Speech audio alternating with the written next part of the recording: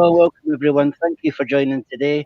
And we have a special guest with the one and only Neil Cook, who is a freelance paranormal psychic medium working with GSI Paranormal Family, also Sky Showcase, Really TV, host in Britain, as well as Brooks Paranormal, Project Paranormal, and is also a host on local radio.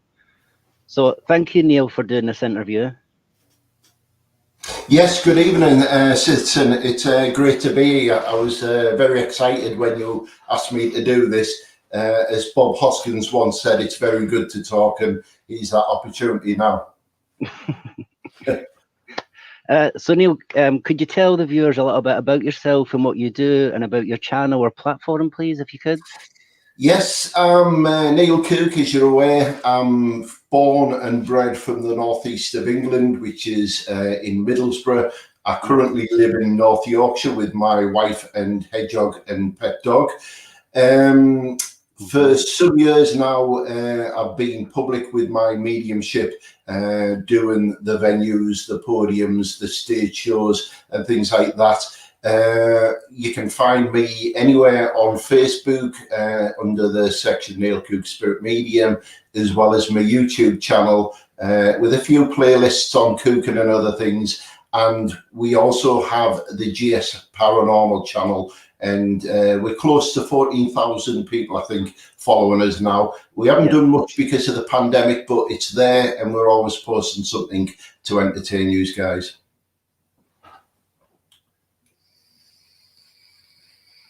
Okay, so Neil, how did you discover your abilities?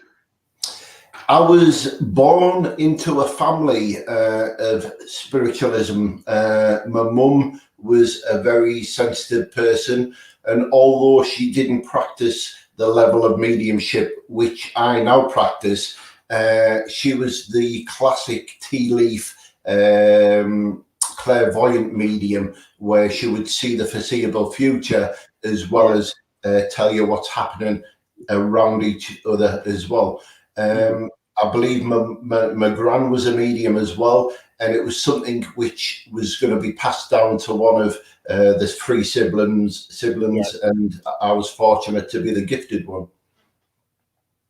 So they're very lucky in that case. Well, yes, it could have been any one of the four children, and it just so happened to be me. I guess that section of my brain didn't fill up with clutter, and I learned to work with what was there. And with the guidance of my parents, or my mum mainly, she helped me develop the lower levels of mediumship, and then everything else just kind of, I was one of them fortunate ones. I think a classic example is Mia Dolan. She went to bed one day as a normal person and woke up the next feeling very sensitive to the spiritual and paranormal world around her. Yep. So Neil, so when you first started out, were you embarrassed to tell people what you did? And for any viewers that's just joining or listening, what advice would you give them about opening up about their ability? Well, there was a Disney film made around 15 years ago, and it was called Paranormal. It was a fat little ginger kid, and he was the sensitive kid at school, and he didn't dare tell anyone about his sensitivity. Well, I was that same fat ginger kid at school myself, but obviously 40 years ahead of the film. And although I did say certain things and my nickname was Spooky Kooky, it wasn't something which I kind of started working with. I think it was the birth of my daughter which made me become a man, that I opened up more and then start practicing the ability to work and develop with this skill. Okay. And did you have any understanding or support or family for friends as well? I know you mentioned there about your mum there. Yes, my mum was a good guide, not only here on the earth plane, but she is now in the spirit world, bless her. And I'm still getting the thick ear off my dad, even though he too is still in the spirit world. I think I was pointed in all the right directions I possibly could, but as my mum always said, your destiny set in stone. You'll always get to the same junction or crossroads or the dead end, no matter who influences you, because you're going to take that route no matter what. Exactly. Now, I think you've probably never been asked this question before, but here goes. So, what advice would you give your younger self? I would, if you believe that you have if you're sensitive to spirit, then I genuinely believe the more you open yourself up to spirit, the more likely you will hear, see, smell, and the other senses as well. And a classic example of that is we were hosting a paranormal event with a guy who actually started speaking about stuff which he didn't know where it come from, but it was very much appropriate for the haunted location I was talking about. And I'd tuned into his energy and realised he had a little bit more to give than what he thought he did. And then what I started to do was work with him and guide him like my mother did with me. And this guy has now gone on to do podium work. He's only working at the level he feels comfortable at, but he does a lot with the tarot cards and things like that. And no doubt he should be listening tonight, Michael McIver. But it's unless we open ourselves up, and a classic example of this, Sitson, is people say, why do I not ever see or hear anything from my loved ones in spirit? Well, I always say, are you actually listening for their messages? They'll tell me no. I'll say, are you actually looking for their messages? What are you doing yourself to make yourself more spiritually aware to actually pick up on them? Because our brains are very cluttered and full of mortgage payments, car payments, and everything else in our working life that we forget to give that little piece of our mind that little quiet time and open itself back up. Because we had it when we were children. We all had them imaginary friends, but we allow that to close off inadvertently, and then we become who we are when we're not sensitive. Exactly, I do agree on exactly what you're saying there. Once we get older, we basically lose everything, and we don't.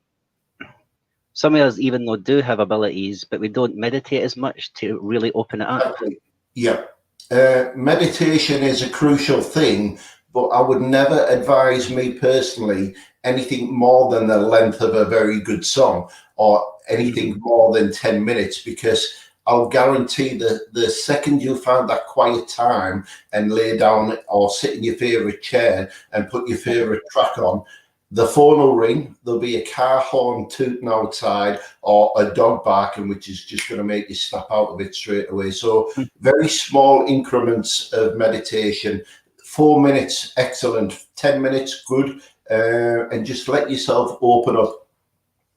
Would you recommend a song to meditate on, or do you have maybe one on your channel that you can meditate to? There's an album Tina Turner made, and it's called Beyond Love.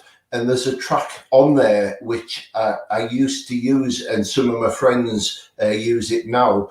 And it's a lot. It's 4 singers with Tina Turner singing, and there's a lot of meditation coming out of it as soon as you start listening to it.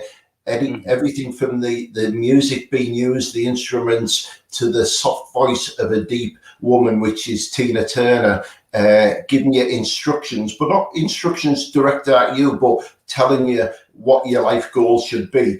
We'll pop the link in here at the end of this rather than try and search it now, but it is a really good song. We use it at the spiritual church as well for the beginners. That's excellent. I think everybody will start liking it and get the link and start using it if they can. Now, the next question I'm going to hear you going, oh, no, this one again. So would you describe your ability state as a gift or as a curse? It's definitely a gift, because I don't believe my life experiences have ever been anything but progress. I genuinely believe, citizen, that we're on this earth plane to learn, and this is our classroom before we take a transition into the spiritual side of life. We have to fall many times so we can get up even more. We have to lose to gain. We have to hurt to feel joy. And as much as your daily bombardment from everything from the outside world to the spiritual world hitting you, it's all part of making you who you are. And it's the only thing what makes you as a watcher who's listening now who you are today, because of your trials and tribulations. Yep. And as you says on your channel and some of your videos I was watching, when you're on this, it's basically like this is a costume that you've got on. You were a spirit before you were came into the body, and when you go, you were back to be a spirit again.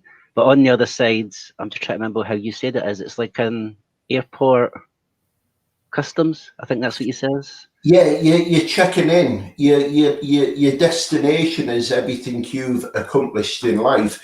And I know there's a lot of people who leave this earth plane who don't deserve a better life, but I genuinely believe we are who we are because it's our purpose. And I'm not going to go too deeply into the darkness of some people and what they've done in their lifetime, Yeah. but we're here to achieve our level of spiritualism before we move on to whatever you call it, across the veil to the other side, to a different plane.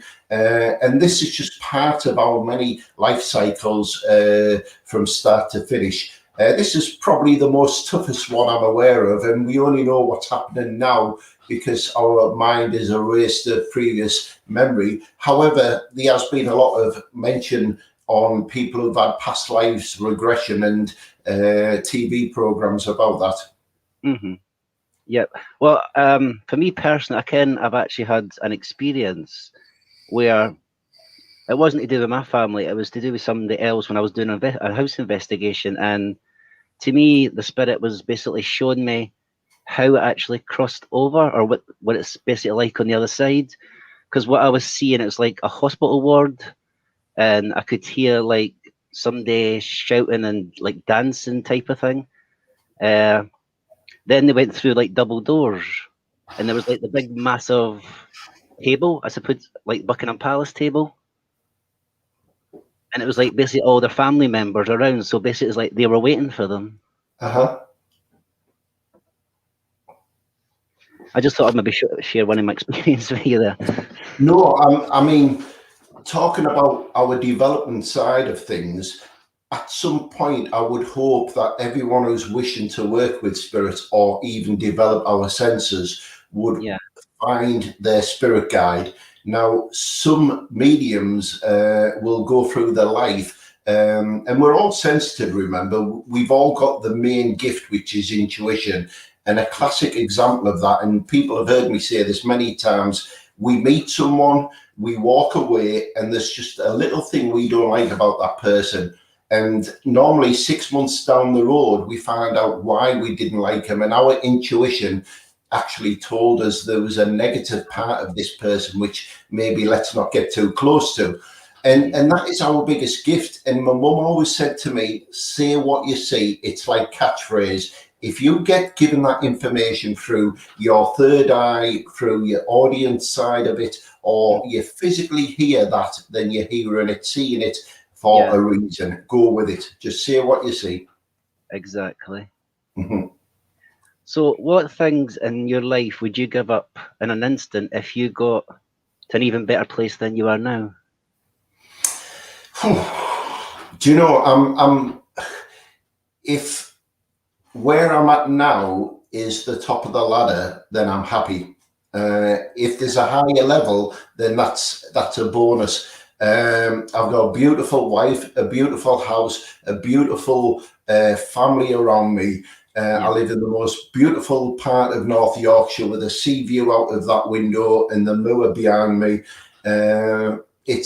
I'm really happy where I am. I mean, I've had some darkness in my life. I've been in places where I didn't want to be, but I knew no other. So I couldn't, I wasn't asked that question, but it's until you get asked it, it's a very hard question. But if someone said to me, this is the final now, you don't get any higher than where you're at, then I think I've achieved a lot so far.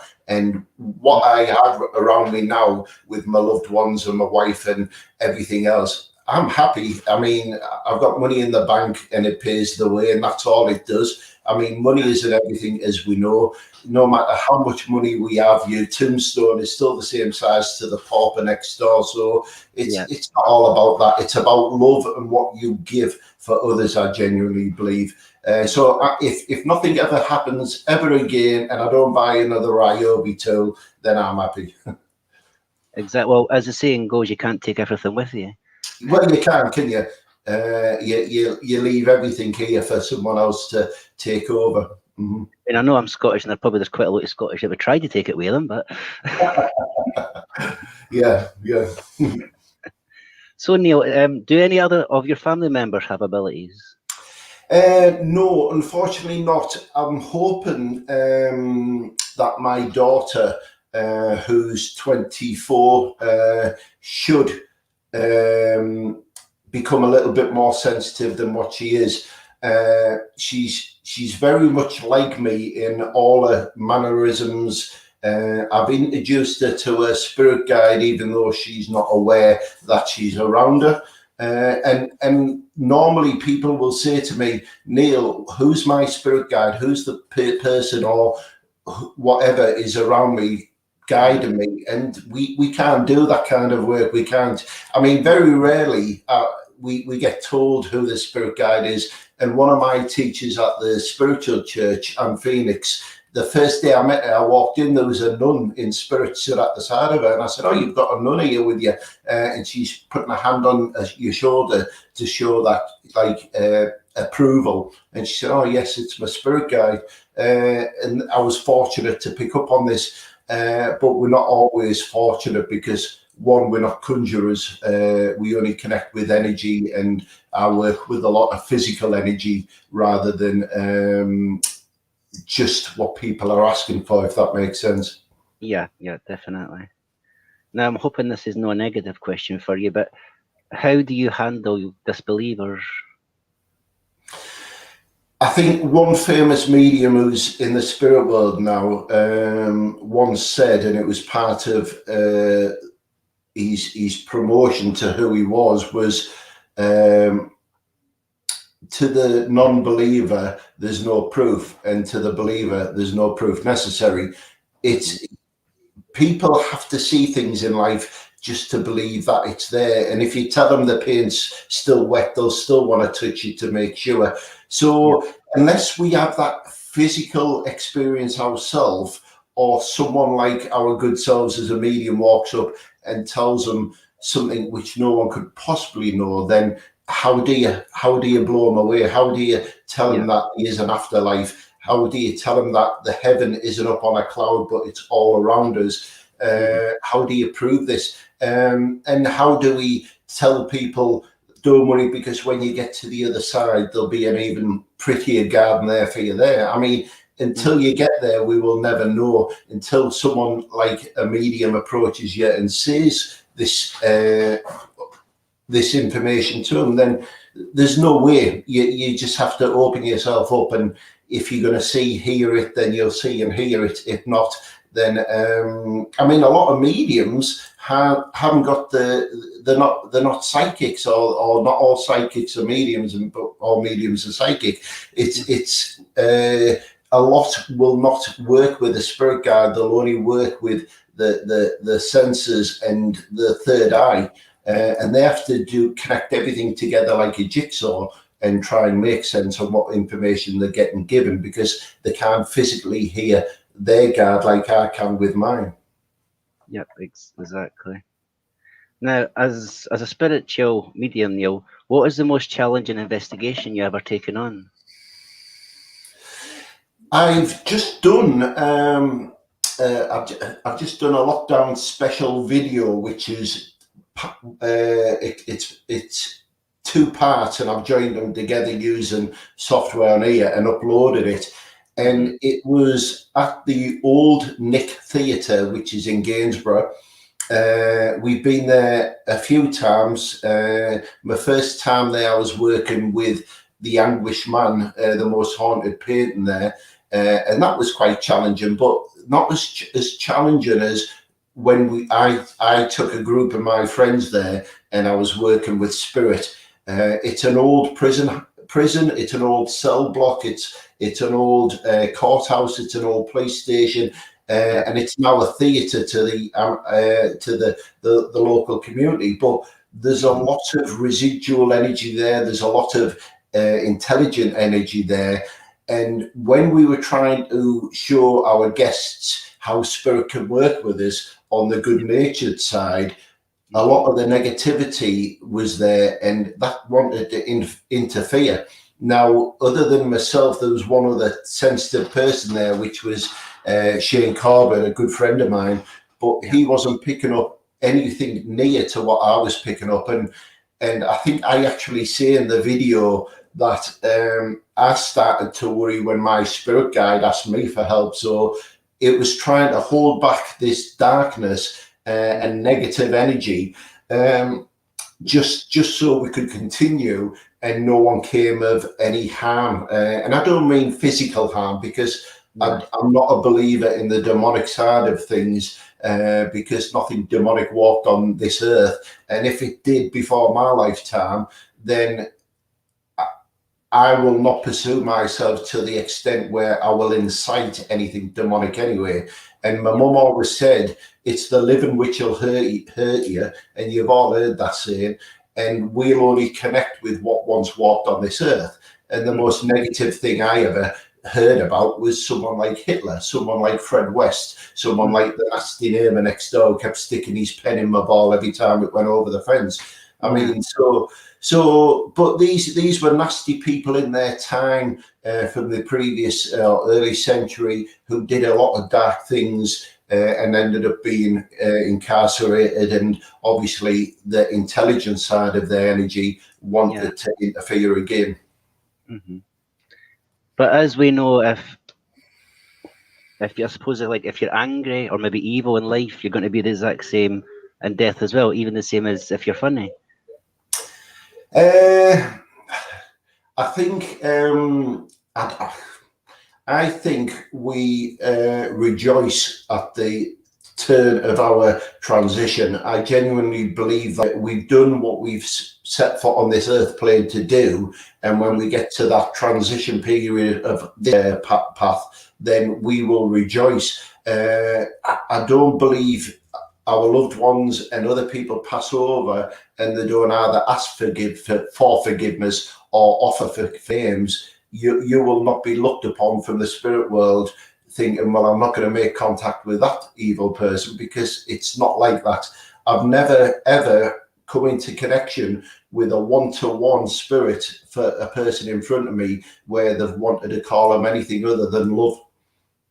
Exactly. See, I was going back to that conversation about the airport thing, was where you go through the checkout and you leave all your hate, your anger, everything behind. Exactly that. Yeah, exactly that. We check out of this world. We put our good bags down and leave the bad bags behind, and we're checking out. We're climbing onto that plane to the other side of things, and then we become even better persons than what we were here. And if you were a negative person here, then you're going to become a better person when you move on, and you won't take any grudges with you. Exactly like you said.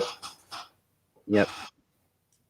Now, I know we were speaking about the psychic and why people can no speak to their loved ones, etc. But the way I see it is, the more you think about your loved ones in a good way, giving them a call and to come calling to you. Yes, I often say, when I used to do the one-to-ones where I went to people's houses, I would cordially invite them to get the photo album out, get the VHS recorder out, put in the old videos, go through all the pictures and build up as much energy as possible of this person that would like to connect to. And I always say, Sidson, that they know what we're saying, whether we're speaking in our mind or out loud. So to speak about our mothers and fathers and our children and our nanas and granddads, they're listening, they're here. And we've had experiences as a family. I have personally, where I have me and my two brothers who live thousands of miles apart have all had the same experience at the same time. And you have to remember, time is a man-made invention. It doesn't carry over to spirit world. So what may seem like a lifetime we're here for isn't once we pass over. But we've all had these same experiences. We've all been talking about on an anniversary of our parents' death, and we all had a spiritual experience together at the same time. So spirit doesn't work with time. It just goes to where it can hear its voice being called. Okay, yep. That was one of my questions away a bit further on there. So yeah, sorry, sorry, I'm sorry. No, that's okay. So are there any common threads where people have crossed over and continuously trying to tell you the same thing? In what way? What do you mean by that, Steve? I mean, are you constantly getting the same thing as like how the past, or are they trying to give you the same message roughly as like maybe the next 3 other people? I can honestly say that every time I connect to spirit and I'm to pass it on to a loved one, it's unconditional, pure love. It's nothing but that. But then if you're in a different scenario on a paranormal event or ghost hunt, as some may call it, then you get to hear the history of that person. So speaking to a reader and telling them who's with me, then it's like I say, everything's just pure love. On the paranormal side, it's a history lesson in the making. But there's so many tragic deaths which have happened so many times. We do encounter the same reading from time to time, or little bits. I know from experience when I've read to numerous people, I then come across a link, and it's very much similar to the person who was sat 4 people away. And I actually think, are these people connected, or am I generally with a different person? And this other person also had that same condition or the same injury or the past the same way. So you do get a lot of the same, but it's like there's not 2 people alike on this earth plane in the living world, and no 2 messages are the same from the spirit world. It'll always be unique to that individual. Yeah. Now, can you just answer this bit? So some of us feel like we have a guardian angel, as you already said it. Maybe it's a parent or a sibling. We lost a child. And do you believe in that? And you just says, yes, you do. We before my beliefs is, as we set foot on this earth plane, we've already been assigned a guide. My spirit guide is called Phil. He's a Texan cowboy. And as I've learned over the years of working with his energy, that me and him once served way back in the early 18th century as cowboys, and we were taken out on a prairie in a gun battle. We set foot on this earth with a spirit guide, and this guide is assigned to us from the start of our timeline right to the end of our timeline. Whether that timeline is that big or it's as long as your arms, we'll never know until we get there. Now, around us is our loved ones in spirit and our ancestors in spirit as well. So although we have the main tutor who's telling us what to do and how to do it, and we don't always know the influences we're getting from these spirit guides, we just carry out our tasks. Our loved ones who have gone to spirit, also our gatekeepers and guides. So they become, like, as I described, the outer circle. So we won't set on this earth. We won't set foot on this earth plane the exact same way we won't turn on a £2,000 laptop. Unless it's got a firewall on it, then I'm not switching this on. I am not connecting to the internet and ruining this. And my mum always said that you should never open yourself up to spirit until you've got that firewall, which is your spirit guide and then your other guides in there. So where I'm going with this is the outer circles, from the spirit guide to your siblings, your loved ones, and then even the animal kingdom as well. All your pets, everyone you've ever lived with and passed over, they'll all be waiting for you as and when we take our transition as well. I totally agree on that one. So what I'm going to do, guys, I'm going to play a little clip from Neil's channel. And if you guys would like to go over there and subscribe and like his videos, as I say, I'll play a little clip here.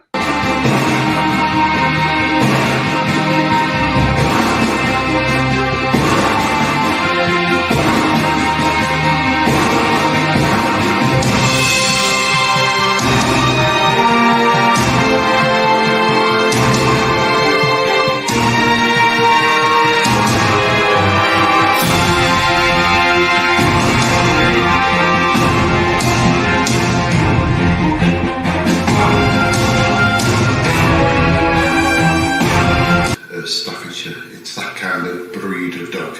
Not sure what, but it's a stocky little dog, and it used to sit outside the guard's room, and I'm assuming that is the guard's room. Do you know what it looks like? A British bulldog. It's actually breathing like a British bulldog. Not how Casper when she was really tired. It's a really like. It sounds out of breath, but there's nothing wrong with it. That's just its airwaves.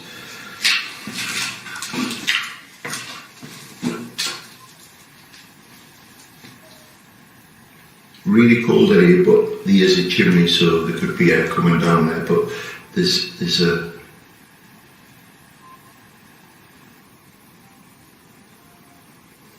someone escaped from here, but they're telling me they went up. They didn't go down.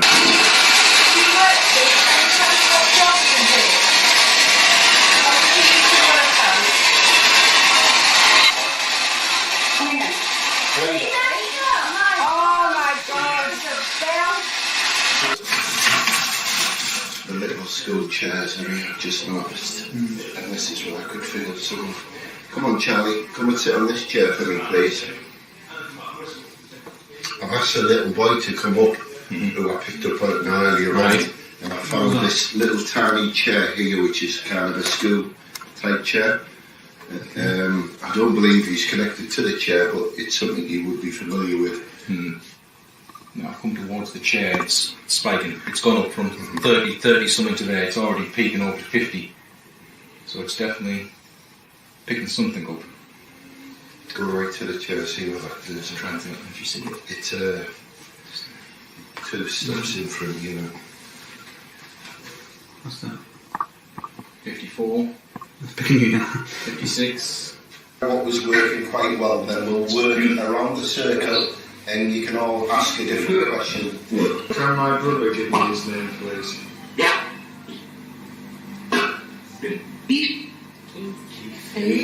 Keith, there you go. Last time I was here and I was setting up the cameras, as I come down this corridor where I would have been halfway just past Martin, energy came from this doorway, if though I'd startled it, and it rushed me straight up the corridor, passing me, like Slimer did where he went through them in the video and out the other side. I was a little disturbed by it, which sometimes every now and then they get me and spook me, and it was one of them times where, yes, you got me that time.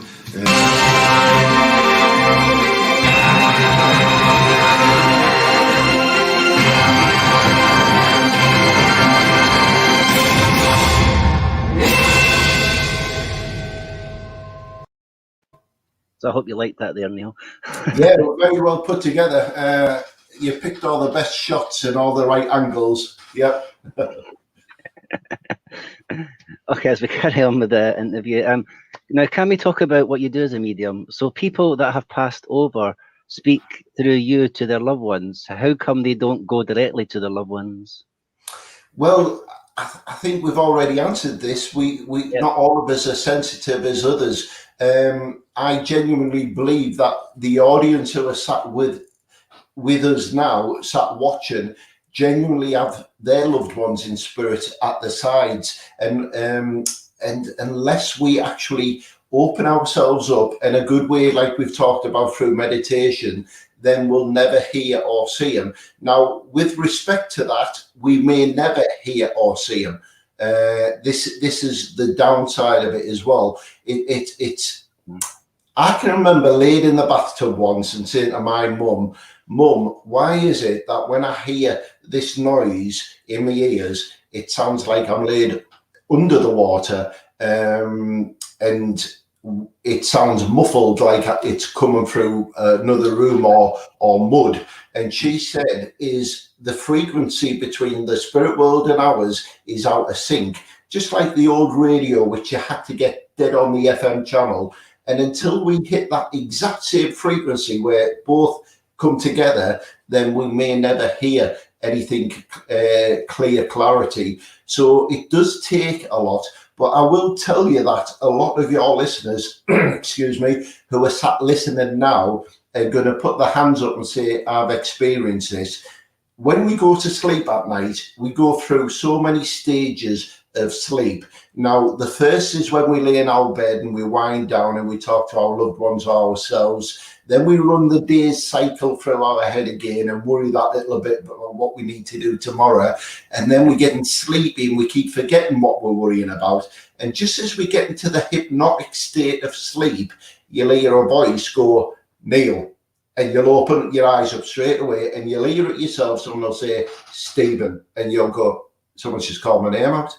And that is when we are at that frequency, we're coming down into the sleep pattern and spirit world is here. And we just tune in like that and you hear your voice, Neil.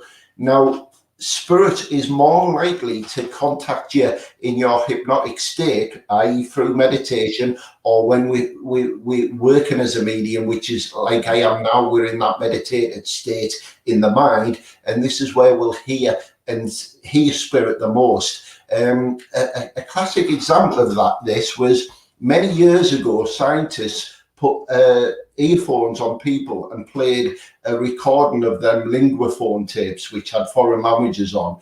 And they did the same with other people who were doing it asleep.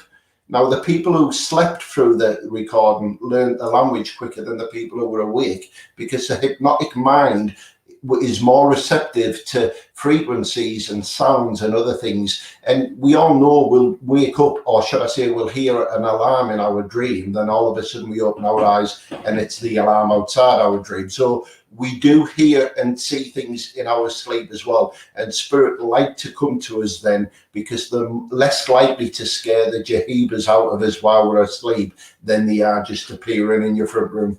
Mm-hmm. Now, I can also, when you're in that sleep thing, you can also get visions for things that could happen in the future as well.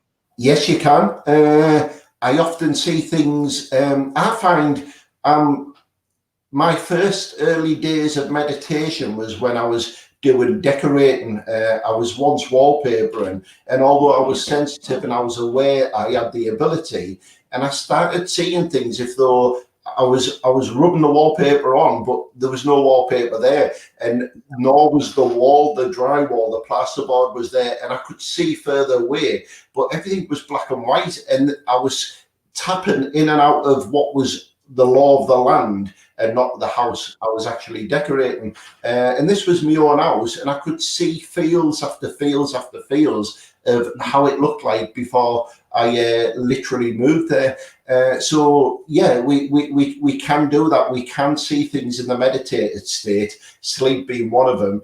And I've many a time in that meditated state, but awake, seen things as I passed people, whether it been work colleagues, family members, and I have to tell them.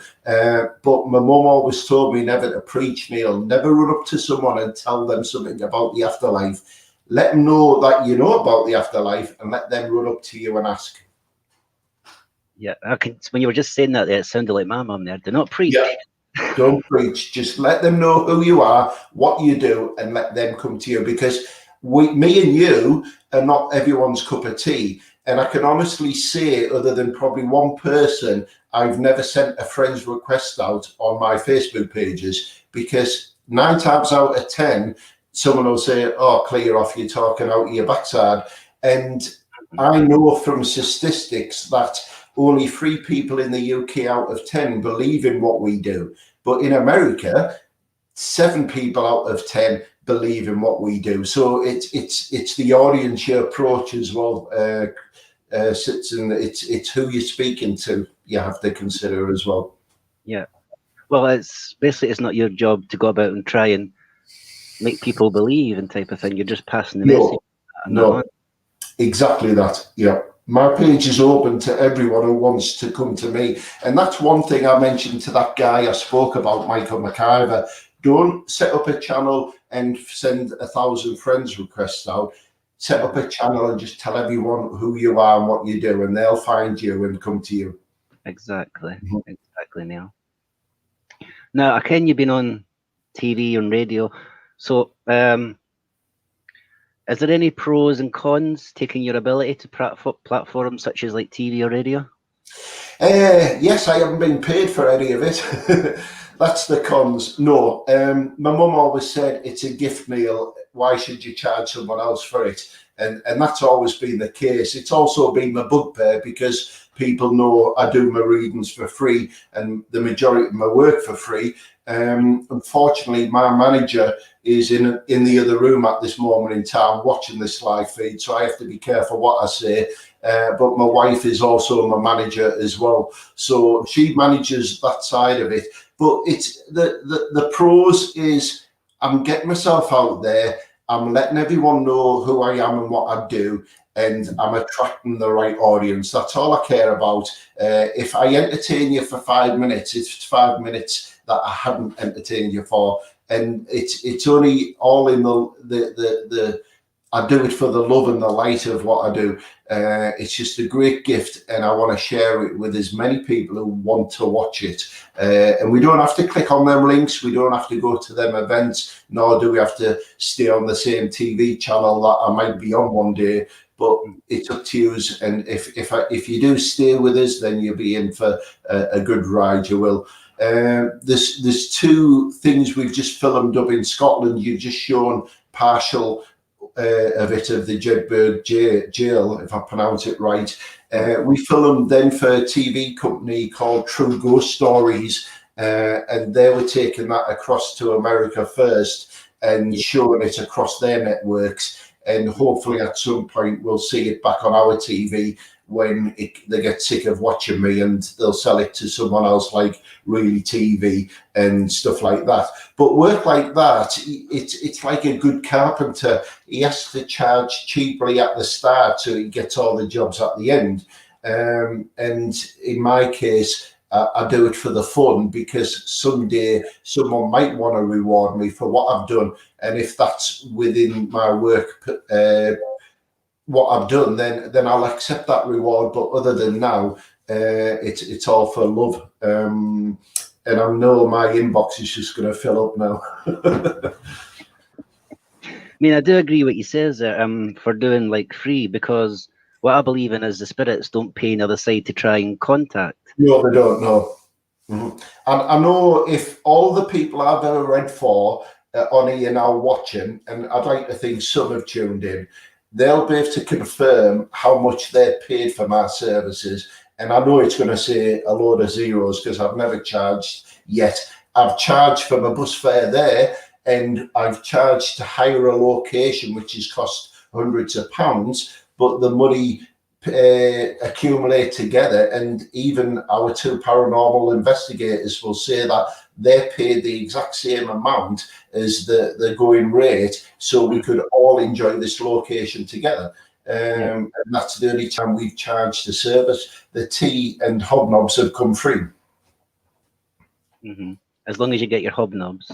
Has to be hobnobs. In fact, I have once charged someone for a reading, and it was for a Nescafe and hobnobs, and they had to be chocolate. And when I got there, they had Nescafe out. They'd gone out and bought Nescafe, and there was a blue packet of hobnobs on the table. And I was struggling to read it, looking at them hobnobs at the same time. It did put a dampers on things. It's kind of putting you off there. The biscuit's staring back at you. Yeah, but as you were saying, now I can, if people maybe are watching and they maybe had a bad experience with psychic that's charged. Now I know I've tried one myself, but the advice they were giving me back was really awkward. They couldn't get any names right or anything like that. I don't care if you know what I'm talking about. They came up and says, "There's a name Gary," does it name Peter? Does it name Paul? They were like going through each name at a time until I can go, yes, Simon knows something. A bit like Whoopi Goldberg on the film Ghost. The way I would always advise to source a good medium is let them know who you are, and that's it, and that you want to speak to them. If they can do it immediately, a bonus. If they want to set you on a timetable for 4 months' time, then if they weren't a genuine person, that gives them time to find you on social media, go through your garbage, or actually search all the obituaries on your surname going back to the ancestors' day. And then if you only ever hear what you've posted on social media and all your ancestors who died yesterday, then you know you're paying good money for a poor service. If someone can stop you in the street and say, look, I know you're sensitive, I am too, and I've got this message for you, and here it is, and it blows you away, and they don't take any money off you at the same time, then jobs are good, and I would say in a northern accent. There's a few people out there who I don't agree on. They're doing it wrong, and I won't go into that side of it because this show isn't about to out people.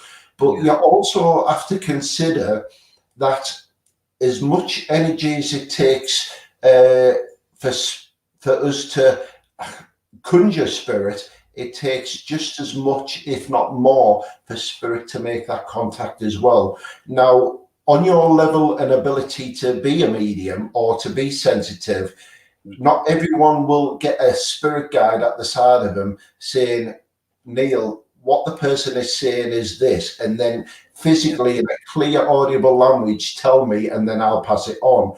That message may actually come directly from that person who's struggling with their energy. And if you're not open to all your senses, you may only get a message through picture format. And if you do, it's like putting a jigsaw together. So as much as some people sound very cold in what they're doing, they could be just in that development stage where they're struggling a bit. When they start going through the alphabet, then you need to be asking questions. But I'll tell you one thing which your listeners can look at in the near future when they're developing. My mum said to me, let's see if I can get the hand right, there we go. She said, when you read for someone, Neil, hold an imaginary colander, a sieve, what you wash your lettuce in, right here in your mind, right? And allow all the messages to come through that sieve, and what falls through the sieve and comes directly to you, then pass it over, right? What gets left in the sieve, leave it there, right? At the end of your message, and when you're finished and you ask if there's any questions, and they ask and you answer them, then tell them about your imaginary sieve, and would you allow me to mention what's in there? And you probably find that the things still sat in that imaginary sieve are things which they can relate to. So that was my learning way. So I allowed all my messages to come through a colander, a sieve, and what dropped through, I gave. And then at the end of it, I gave that as well. And then I've learned that I didn't need that sieve anymore. Or if I did in some cases, I automatically passed the messages across as well. And as you develop and as you become more familiar with what your guide is telling you and what you're hearing is right, and you're listening to your mum's words, say what you see, then it becomes quite fluent. But I never try and get ahead of myself. If I can't get what they're asking for, then I'll tell them I can't. And if I don't get the full name and I ask it to spell phonetically and it still doesn't come through, I'll tell them it does sound similar to this, but I'm not going to try and guess. And if it doesn't fit from the start, I won't make it fit. Yep. Well, I think you've just answered my next question, but I think, I'm not sure, you might have just... So how do you deal when you can't get a connection from a spirit when you're doing a reading? Well, if the word is in the clue is in the question. If you can't, you can't. Now, I used to always work with people where you can go to Blackpool and walk into one of them wooden huts, and give someone £5 and they'll tell you all about your future. And then when you leave, you have to ask yourself, at what point do I go back and say, can I have my money back, because none of it came true?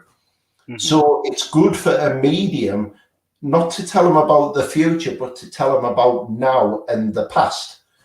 And once they understand that everything you're saying is, wow, how does you know all that? And how does you know what's going on in my life?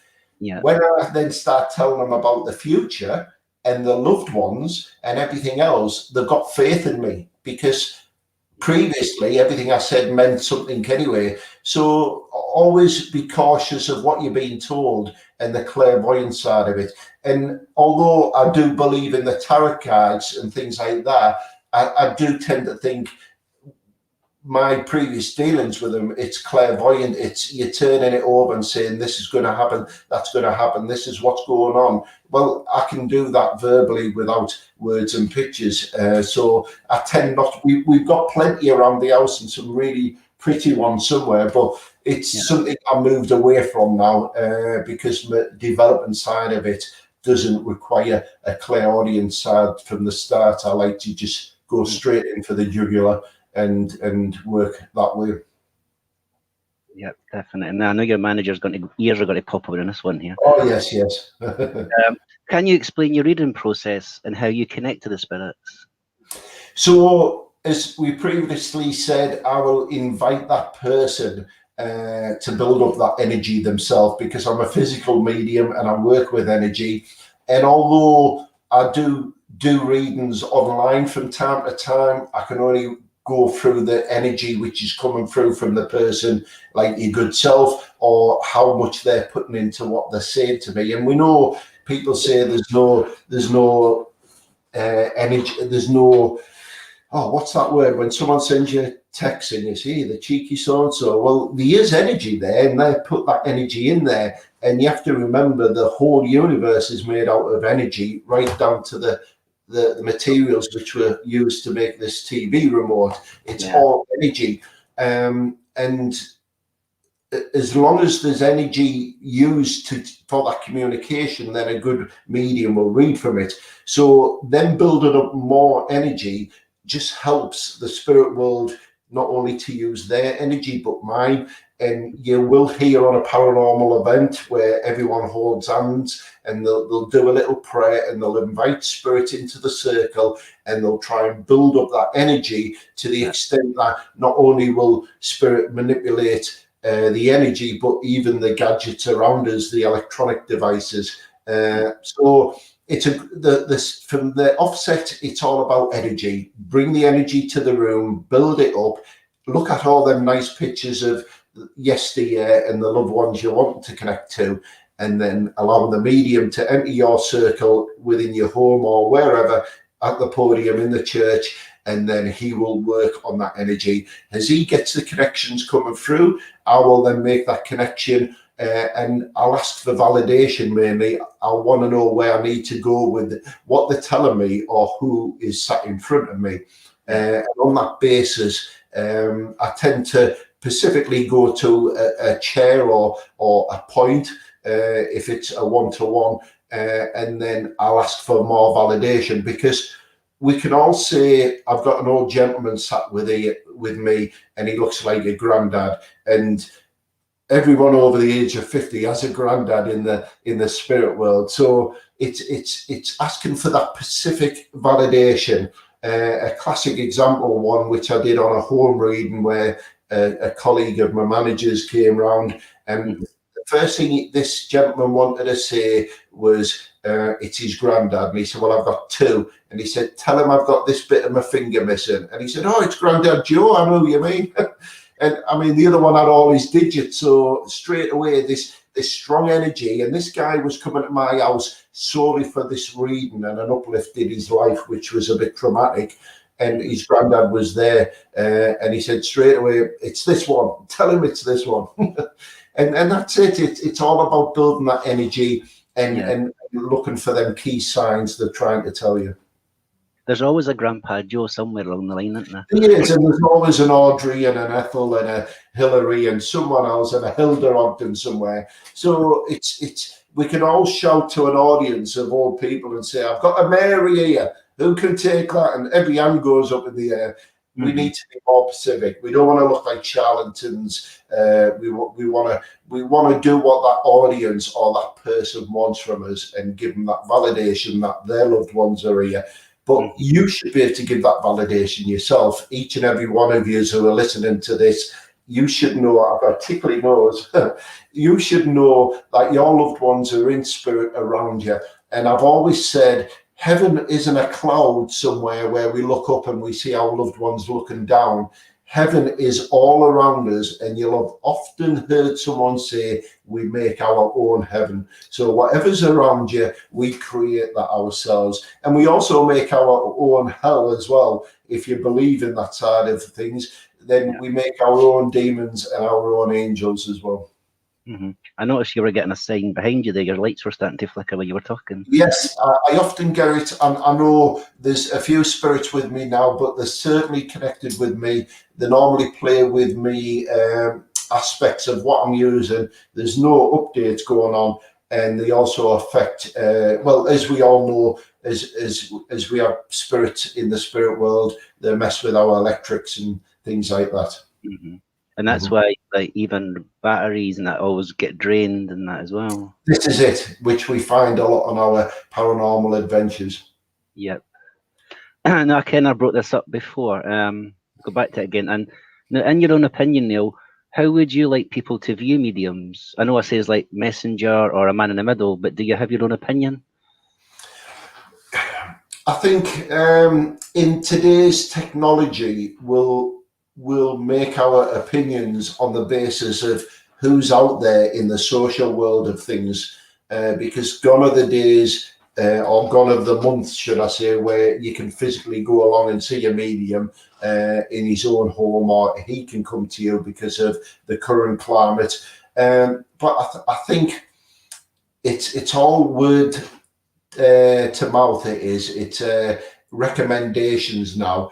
If your friends had a medium come to them in the past, then ask them, ask for what validation did they give you, and on a basis of 1 to 10, and you being a friend, am I worth going to see that person, or should I be looking elsewhere?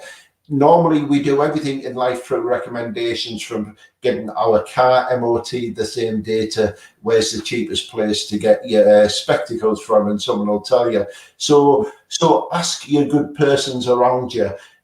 Most of them you will probably know about, because if you're wanting to speak to a medium, then your belief is already there, because why would you want to go and speak to someone you don't believe in? So you will have your mindset on who you'd like to speak to. So at this moment in time, everything's social media, from Twitter to Facebook to YouTube. Your good people are out there, and you've got the opportunity to sit back invisible and listen to what they're saying on their live feeds. And you can spend as long as you want, and you go, do you know what? I trust this person and what they're saying, so I'm going to put my faith in them. And then that gives you the opportunity, where possible, to make arrangements to have a one-to-one with that person, either through a live feed, through a private message, or in the near future, a one-to-one where you can meet up. But another way of doing it is get yourself along to the local spiritual church when they're all open back up. That's a very good place to start. Sit right at the back. You'll still be picked, but then you can watch the vibrations of every row in front of you. You can watch the reader giving his messages out and how he works. And these are local people that they haven't come from the other side of the world. They've come into town from the next, and they do this for the fun of it. They love what they do, and they get paid the petrol money, and they have their own church back in their town as well. So there's nothing stopping you jumping on the local bus or driving to his location, their location, or coming back to that church and getting that one-to-one in a session with that person. We're so easy to find, and there's a lot of good people like myself out there doing it right. And you'll know the ones who aren't doing it right because the feedback will come back from other people. And as we know, there is always going to be mediums because there's always going to be death on the planet. This is it. We're all mediums. Every one of us has that gift. We're born with it. How we work with it and try and bring it to the top again is the choice is yours. Only you have that power to do that. No one's going to drag it out of you like they would a demon. It has to be done yourself. So my advice would be to open yourself up. I don't mean walk around the house with incense burning and sage and all panpipe music. Just open yourself up in here. Just ask your loved ones to give you the sign. Things I do, not just remember they can hear you whether you're talking your mind or out loud. You can ask any loved one in spirit now or after the show. I've listened to what they've talked about today. I know I have the ability to connect to you. Please come to me when I'm in my hypnotic state of sleep and give me a sign that you've come. And even if you see them in your dream state or you get one of them call outs just as you're going into it, that's validation for me. I mean, I know it sounds kind of grey thing, but ask them for the favourite song to come on the radio the next time you're driving to work. Ask for something significant which only they would know about, or ask for the favourite smelling cologne or perfume they would wear. Do that, or ask for a sign from nature. And if you see a butterfly this time of the year on your window ledge, which shouldn't be here, then there's your classic sign. Yeah. Now, as you know as well, Neil, you don't want to be the middleman. Class it as middleman anyway. You would rather put the spirit on towards the loved ones, but again, you're stuck in the middle. But you're hopefully trying to work with the person getting the reading to move the spirit to them so they can feel it more. And well, I think after a reading, the individual person who's come to you does take that energy away with them. They do feel that presence. When you get into that zone, it's like watching a movie. You become so involved in the atmosphere builds up that you're actually part of that movie. And when someone jumps out of the closet with a gun, you duck. And it's the same with the reading. It's like you get so into it from a good reader, and they take you with that calming voice. And I hope my voice is calming, but they take you to that location where spirit wants you to be. They take you to that holiday destination where Grandad once took you and walked you right the full length of the beach and back. And they'll do that with you, and that reader will give you that calming sensation and validation of this, which spirit will give to him, and you'll get that. And most people, and my good friend Derek from Spirit always said, look for the signs when you get home tonight. They'll be there waiting for you. They'll follow you home. And that was one of his closing pieces of every reading. Wait till you get home, look for that sign. They'll be there waiting for your blessing. Yeah. And he always said that to everyone he read for. If they didn't believe what he was saying there, it'll be waiting at home for you. Yeah, that's one man I definitely love was Derek. Now, I kind of got to try and watch what you're saying here, try and please no saying the names if you can, but what are your thoughts on other mediums? Well, I only pay attention to the ones I like, and I don't listen to the ones I once disliked. So you'll only watch the films you want to watch, and you won't watch the channels you don't want to watch. So we all have opinions. I try not to be negative in my life. I try and keep my energy as high as possible so I can pass it on to other people. So you wouldn't watch a certain soap program if you couldn't stand the characters in it. And I don't listen to the people who I don't believe are doing it right. The good people out there are the most famous ones. That's where they are now. One of the good ones I like to watch and listen to on YouTube is Fraser. He's a good guy. You've got your Tony Stockwell's, Gone is your Colin Fry and Derek Acora. James, the American guy. There's some really good people out there, but I don't think we're putting ourselves out there as much as we can. I mean, if you think back now to what you see on YouTube, live streams and TV, everything's a rerun anyway. There's not many people from Paranormal to me and you sat here now out there doing anything. It's hard to, in this moment, to actually think, well, who are the bad ones? I haven't seen them. Yeah. But then I could say that with a lot of paranormal investigators as well, Chris, there's a lot of people who are in it for one thing and others are in it for the love of the paranormal world. And we could spend another show talking about that, but we're not here to do that. We're here to bring the love and light. Exactly. Now, I was watching your video, the one that's called Taking All Things Spooky and Paranormal, Answering Them Burning Questions. I think Yes. on the 30th of August, 2018, it's where you're talking to a viewer about pennies moving around your home as a sign. Yes. I totally agree on myself, the old saying, penny from heaven.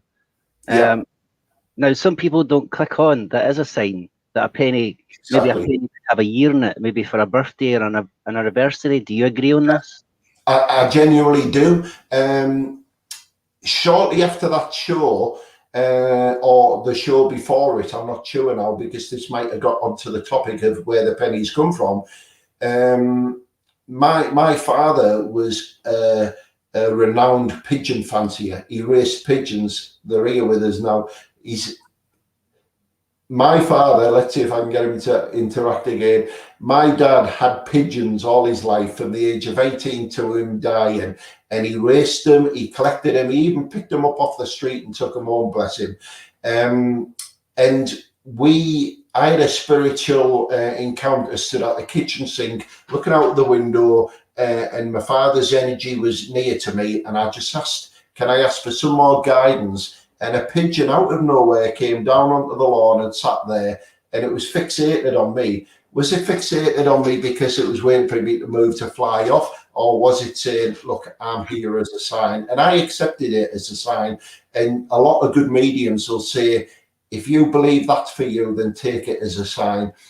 Yeah. Now, the next day, my wife and I opened the front door to leave the house, and there was 2 pennies on the doorstep. Now, why I took it as a sign, anyone else would say, well, you probably fell out your pocket as you left the house.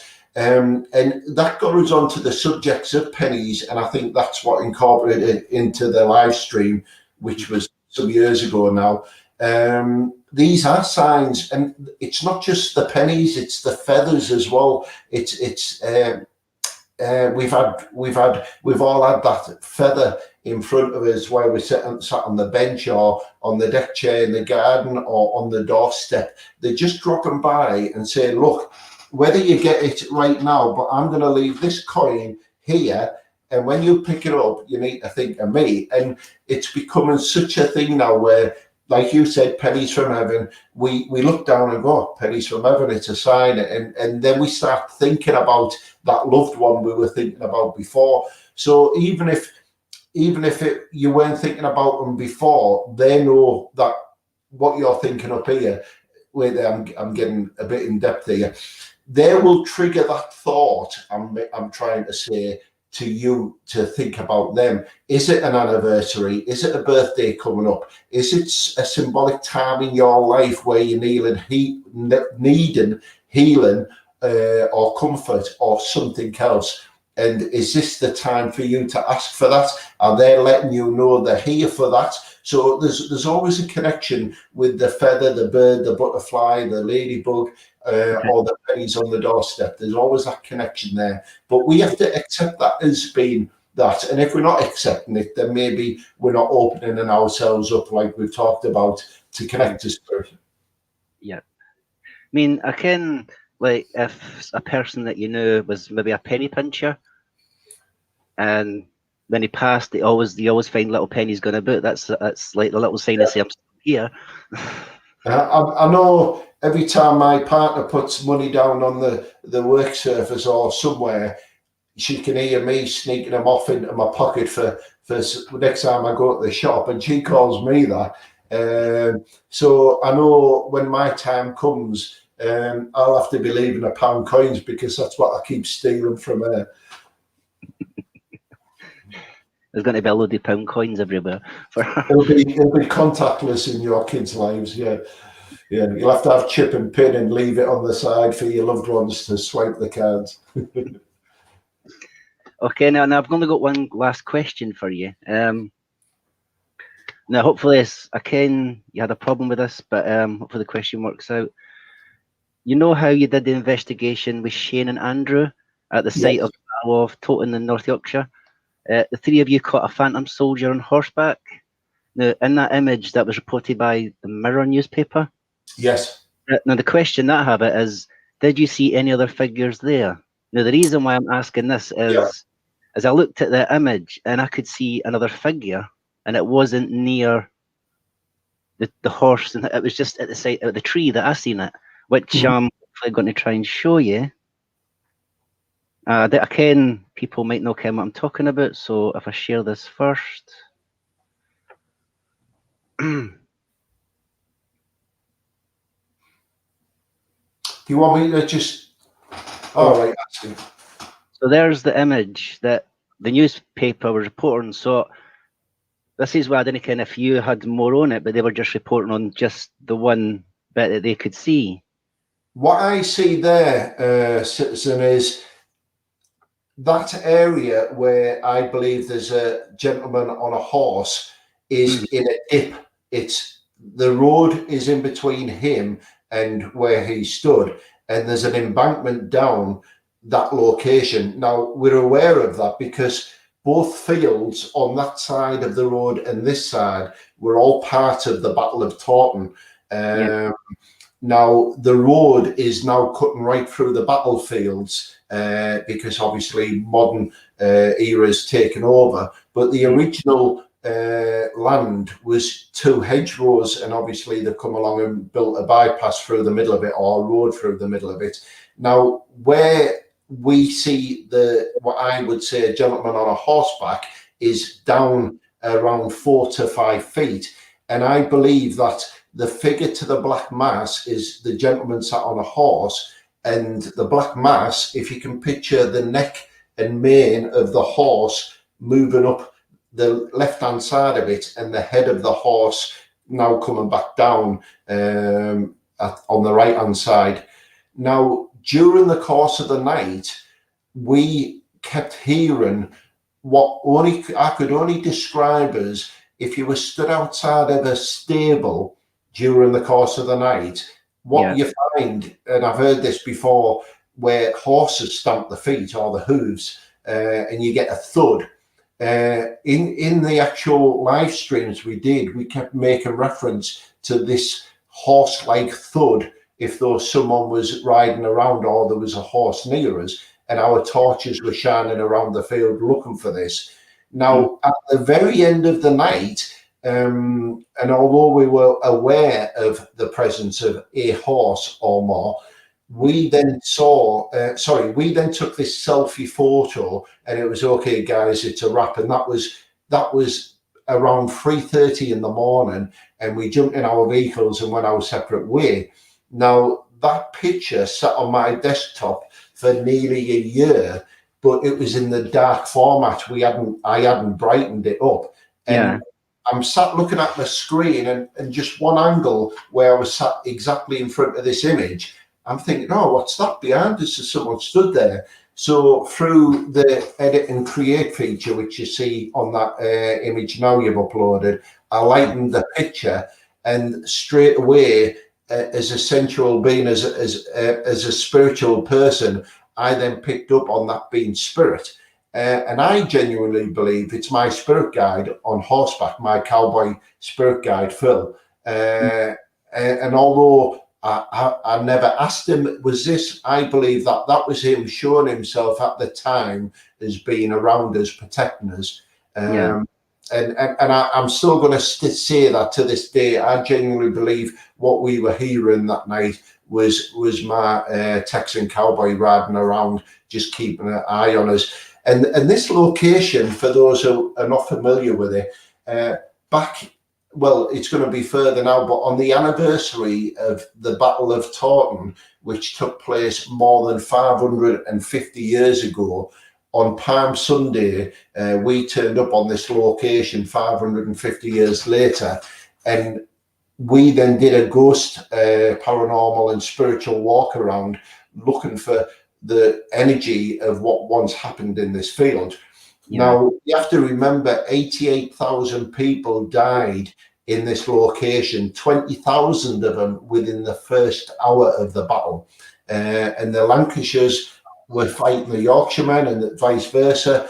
And the Yorkshiremen had the advantage because it was a snowstorm. They were firing from up a hill using the bow and arrow. And within the first hour, they'd killed 20,000 people with just the bow and arrow. And the remaining battle took place for nearly 48 hours, where the remaining people were butchered and slaughtered on the field just to make sure these people were finally dead. And there's a lot about it. If you type in Battle of Taunton, Towton, I think, it's in Wikipedia. It'll show you it in words and pictures. And it's quite harrowing it is to read that we once fought battles like that. Mm-hmm. Now, as I say, I've seen a different image, so hopefully I can try and bring this up for you. I need to share it again. My share button just disappeared on me.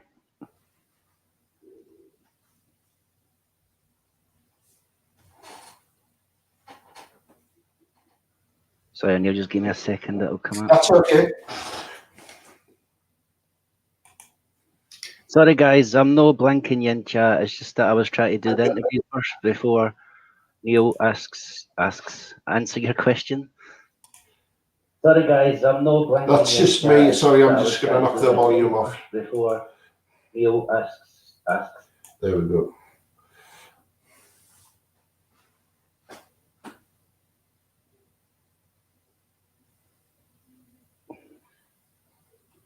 Okay, the last one was nice and easy. Why is that in that one?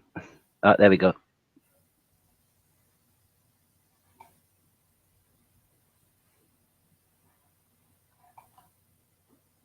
Stay up there. So if I can, where is that image? The image is not there. Drag it up. There we go. Right. So this is the one that I'm wanting.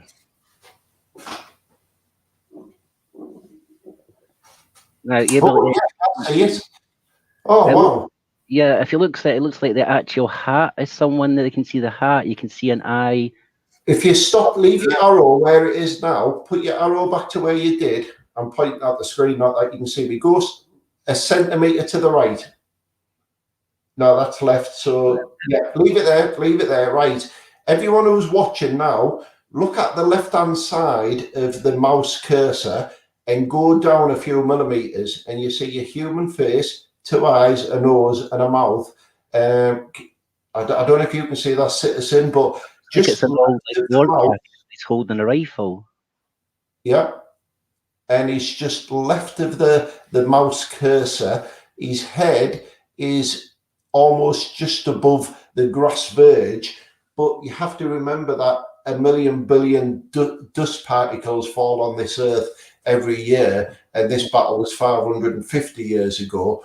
And when we see Romans marching through on these ghost story pictures, actually over his face, you have to remember they're walking the path, they're in the field, how the field was back 550 years ago. So if he showed himself as an apparition there, then he may well have shown himself. I can actually see the horse's legs in the other one now. Yeah. The other picture, which is in the same shot of the horseman, if you go to the right, directly underneath the horseman, you can see the horse's legs as well. Why haven't I seen these? Can you see them? Can you see the back of the horse's head? Now look at the underneath the lighter part. You can see 4 legs stood there. Mm-hmm. Am I seeing that? Is anyone else seeing that? Now I don't know if it's my eyes that's playing tricks, but where you're seeing the 2 legs, it kind of looks like it's pulling a cart or something. Well, directly under what I'm seeing as the cowboy is 2 white-looking legs, which you can see through, and directly under the horse's neck, you can also, towards the lighter part of the photograph, in comparison of how big a horse would be stood, you can see 2 like lines, if though they're legs from the horse coming down. Mm-hmm. I mean, we all see things differently. Some people can see Mickey Mouse, others can see Donald Duck, but some people will honestly say it's pareidolia, and it's your brain just making faces out of clouds. But the thing you've circled there, if that was a clock, where that, in fact, directly under the head you mentioned, there's another face exactly underneath it, which is where the center, almost the center, just above the center of that circle is. So there's 2 faces above each other. I know we'll be seeing this. Shane Corbett's watching now. Maybe he can comment and make reference to the horse's legs, because he's a very sensitive person. He may be able to pick up on energy from this as well. But Shane is the one in the picture, not the one we can just see his forehead and his 2 beautiful eyes, Andrew, Alexandra, but just left out of the picture. That's Shane Corbett. Shane's part of Northern Ghost Hunters, but he was once committed to the GSI family, and made us who we are today, along with Andrew. And they got us up on our feet, did us proud, and then they went off with their tails waggling to go and do better things themselves. So big shout out to you 2 guys. Yep. Yeah, I see that now. I'm going to look at it. The thing is, I'm using a 43-inch LG TV as my computer screen, so it doesn't show the resolution PCs are meant to show, and what might be a normal picture on your mobile phone or a proper 144 megahertz screen monitor. Yeah. TVs don't do that, so you get a slight different effect. So am I having this as an advantage, and I can now see the horse's legs, but on your computer screens, I'm going to screenshot that, and I've screenshot it. So now I've screenshot the resolution I've got. I'll send that back to you and see if you can see what I can see. Okay, that's not a problem. Yeah. Well, thank you for covering that. I was just wanting to make sure on that one, thinking maybe I was seeing things I was not meant to be seeing. There's definitely more spirit in there. Another classic example of that is the helicopter pilot at the Sunderland Air Museum. Now, this helicopter, we caught the pilot who flew this in his day. In the image, he sat looking out with his head turned like that. You can see the wings on his hat. You can see the exact same facial definitions as you've seen in that picture. Yeah. But a lot of other people said, well, I can see loads of deathly faces in the screens of the windshields of the helicopter. Well, you have to remember that material holds energy, and this helicopter would only have picked up people suffering from traumatic injuries, if not death. It was used lastly in the Falklands crisis for the ship which was on fire. So the majority of the cargo it carried was dead people from a burning ship. In its time as air sea rescue, it would have tragically carried people who would have drowned at sea or fatal accidents under the Coast Guard duties. So why wouldn't it show a lot of deathly faces in the image? Because the residual and intelligent energy attached to it would want to show itself anyway. Just like this picture does there. I can see that guy quite clearly on my TV screen, but that's showing a different resolution, which now makes me want to look at things differently when we're looking for evidence now. Yeah. It's a wide pixel. I spotted that to bring that up to your. Yeah, it's definitely spirit. I'm telling you, Now, Steve, that is Steve, Chris, Steve. I forgot your name. Citizen. It's definitely spirit in that picture. I'm getting excited with what I'm seeing. That's why. See, that's what I like to make people excited. Now, let's see if we can try and make the viewers excited, because it's their turn to try and ask you any questions. So you guys in chat, if you want to ask Neil anything, you're more than welcome to. So this chat's going to be on YouTube, innit? Because I can't see that. Oh, now I can hear. Right. Yes, please feel free, guys. If there's any burning question you want to ask, or experiences you want to share, and I can give you my verdict on why, then I'm here to do that. I'm not on a clock, so no one's paying me by the hour. So you've got me all night if Chris Citizen wants it. I don't think we want to be on here all night. As you guys get any questions for Neil? I can sometimes we could be about 2 to 3, maybe even 5 seconds behind on chat. I'm just seeing if there's any already in there. Already.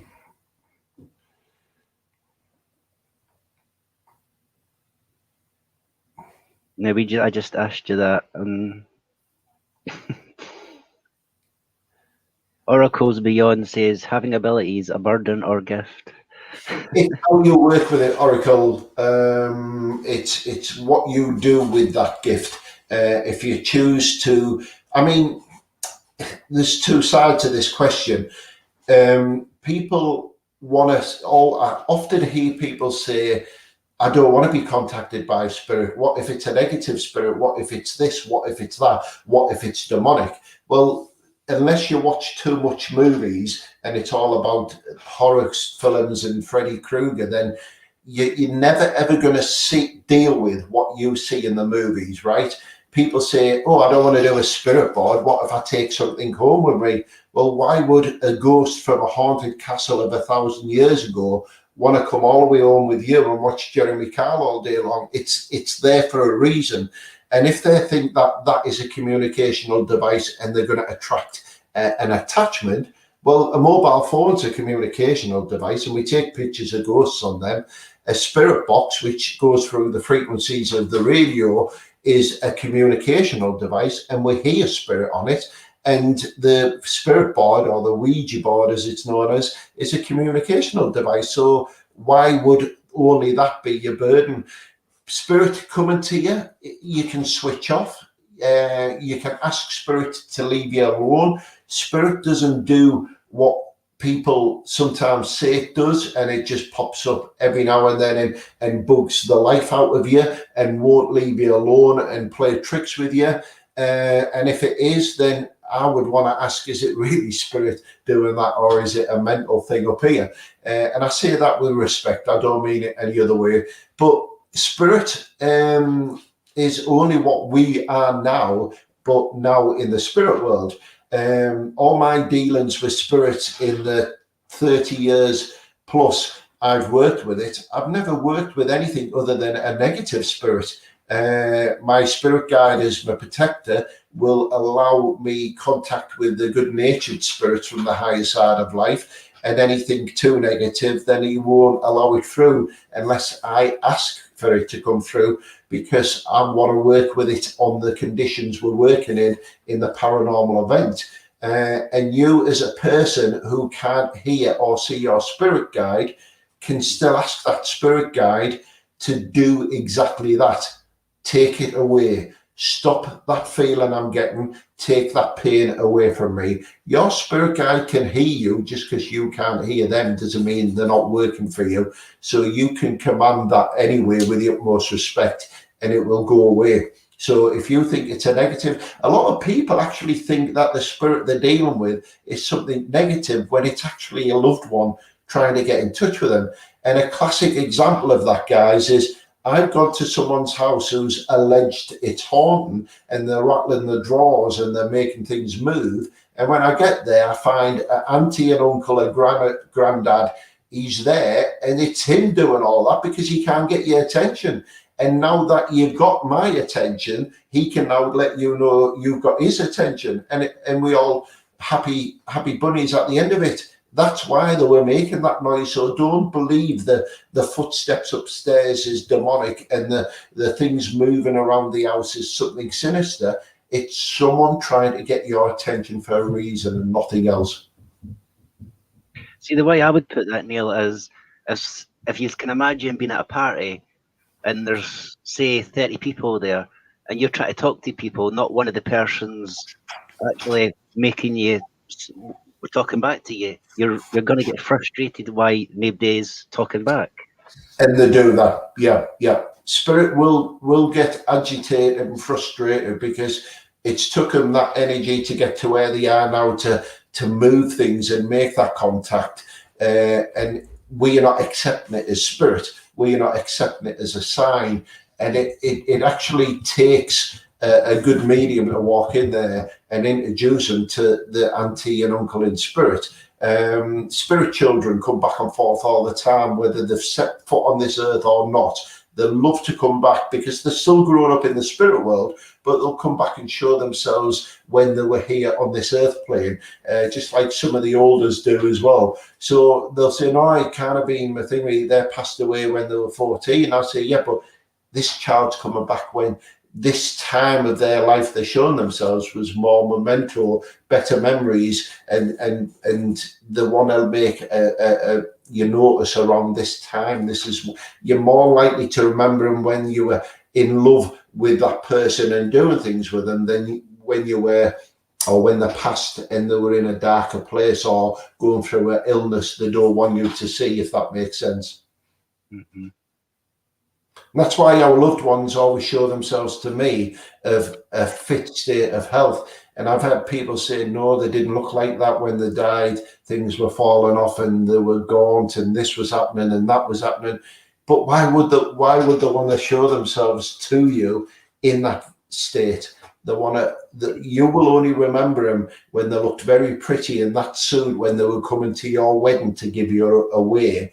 And that's the most poignant part of your life. You'll always remember that person for. So they're showing themselves to me in that suit, in that time zone, in that timeline, should I say, of when you will go, oh yeah, I remember that quite well. And then the energy starts from there. Exactly. Does anybody else have a question for Neil? But Neil, as about it, well, do you think that the spirits were, say, maybe they were happy at being 7 or being at 15-year-old, would they go back to being that age again because it was a happy memory for them? They will show themselves at times of their life that you're more likely to remember them. And a classic example was, you're not going to want to remember them after a car crash and the last time you saw them on this earth plane. They're going to show themselves when they were fit and healthy, with all the illnesses not with them, when they didn't have that disease, when they didn't have that disfigurement. And it's only when I ask for validation that they might say, well, I lost my left arm. That's how they'll remember me. But we will see spirit as what we say ghosts in and around our home, but they'll show themselves in good health, because why would they show themselves as something out of a horror movie? Is forgive me for saying this, may be the case when they're past. You don't want to remember them as that, so they won't show themselves as that.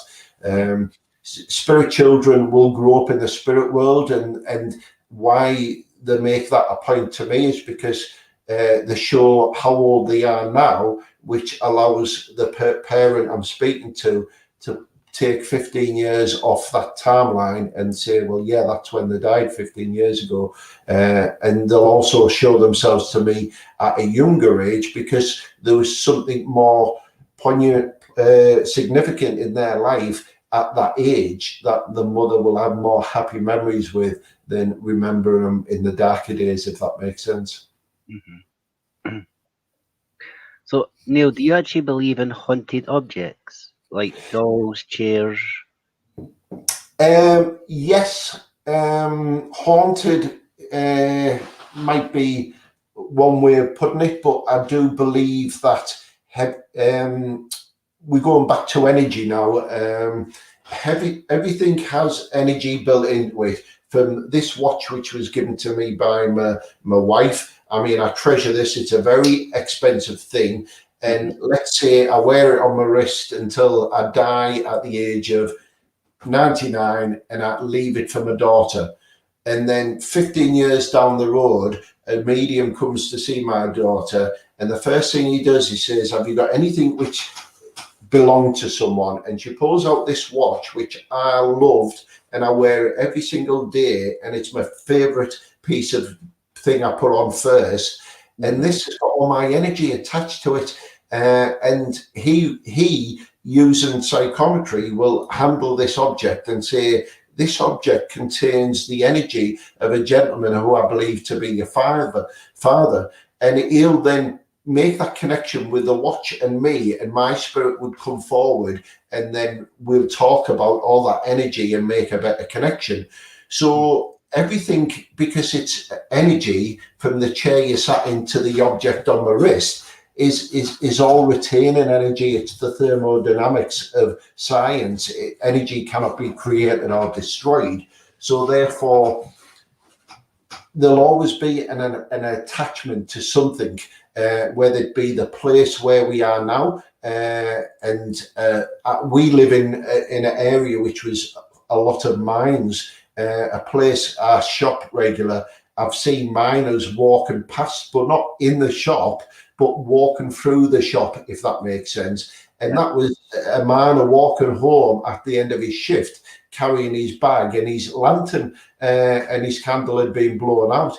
But his residual energy was just doing what it did for the 30 odd years he spent in the mine.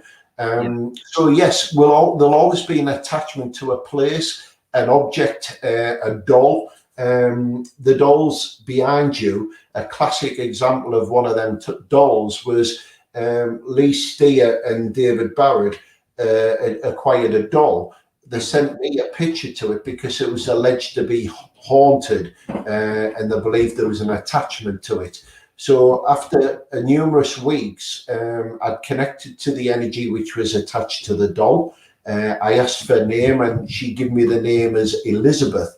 I also asked the history around the doll, and between the guide and the energy attached to the doll. They told me that a little child had died in the first few months of setting foot on this earth plane. Now, what the parents used to do back in the day is lay the dead out in the living room, and everyone came to view them. Well, they used to leave a doll with the child, if it was a child, and it was called a mourning doll. And I don't mean mourning as broken, but as in mourning, grieving doll. And it was left at that child. And not only was the energy of the child attached to this, because it was the only thing she ever possessed in life from setting foot on this earth plane and dying, but the mother's energy was attached to it as well.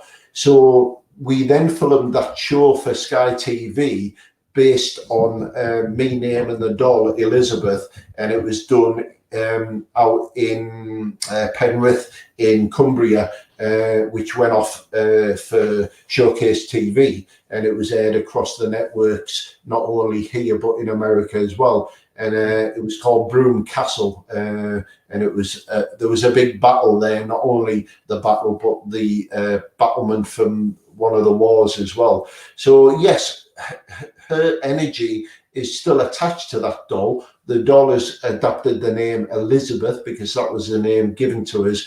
And I believe Lee Steer, if he's watching this or if he stumbles across it in the future, would comment on what I've said regarding the energy attached to that doll. Elizabeth's energy, or Elizabeth being the doll, is very much alive and kicking. So yes, everything's got something attached to it. If it was once here on this earth plane and loved, then more than likely it would have that. Yeah. Shimmer Soul has a question for you. What are your thoughts on the law of attraction and mediumship? Well, my thoughts about mediumship is if you can get into it and work with spirit, then it's one of the best things to do. It's the biggest gift you'll get in life, other than birth and birth of your children.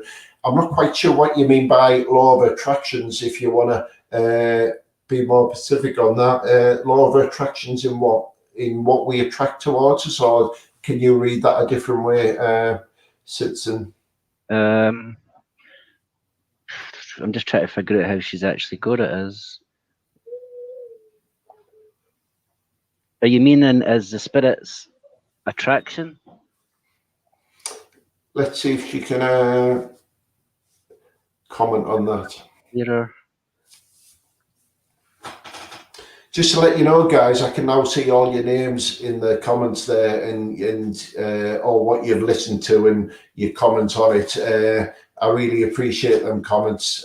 Thanks for dropping by and seeing me. I don't always get to see the comments because on a live stream you don't view them as you see them, but I've just jumped over onto YouTube to do that. Excuse me, to see that.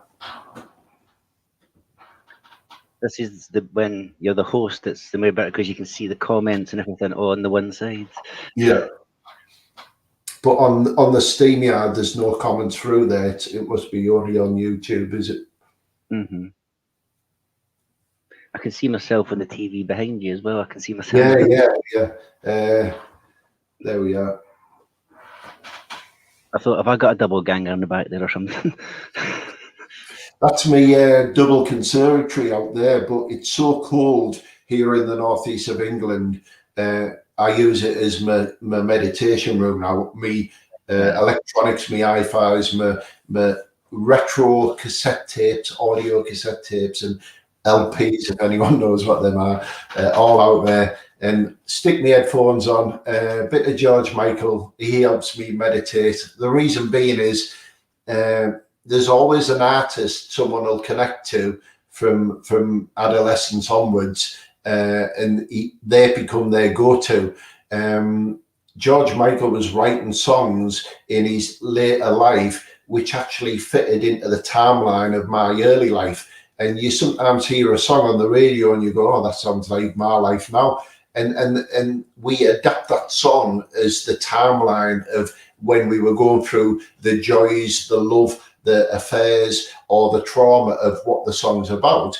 And what I found from first listening to his Faith album as a solo artist, right away through to his last album, everything he listened to, everything he wrote and published, it fitted into the timeline of my life, it did.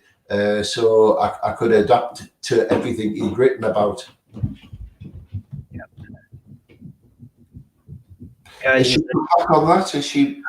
Neil. Yeah. It means if you think of a positive thought, positive things will happen. If you think negative. Right. My wife is saying if you think of positive thoughts, will positive things happen, and if you think of negative things, will negative things happen. The laws of attraction.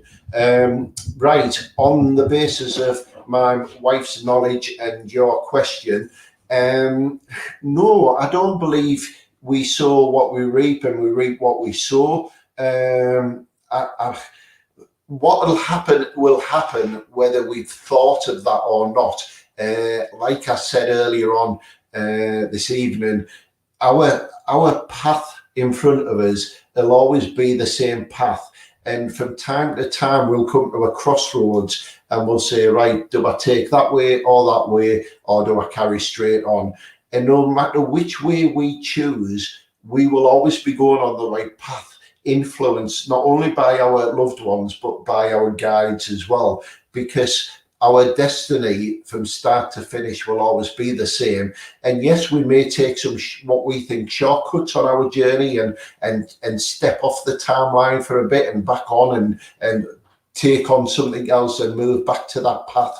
We'll always do that. So if we start dealing with things which are darker than spirit, are we going to attract anything negative?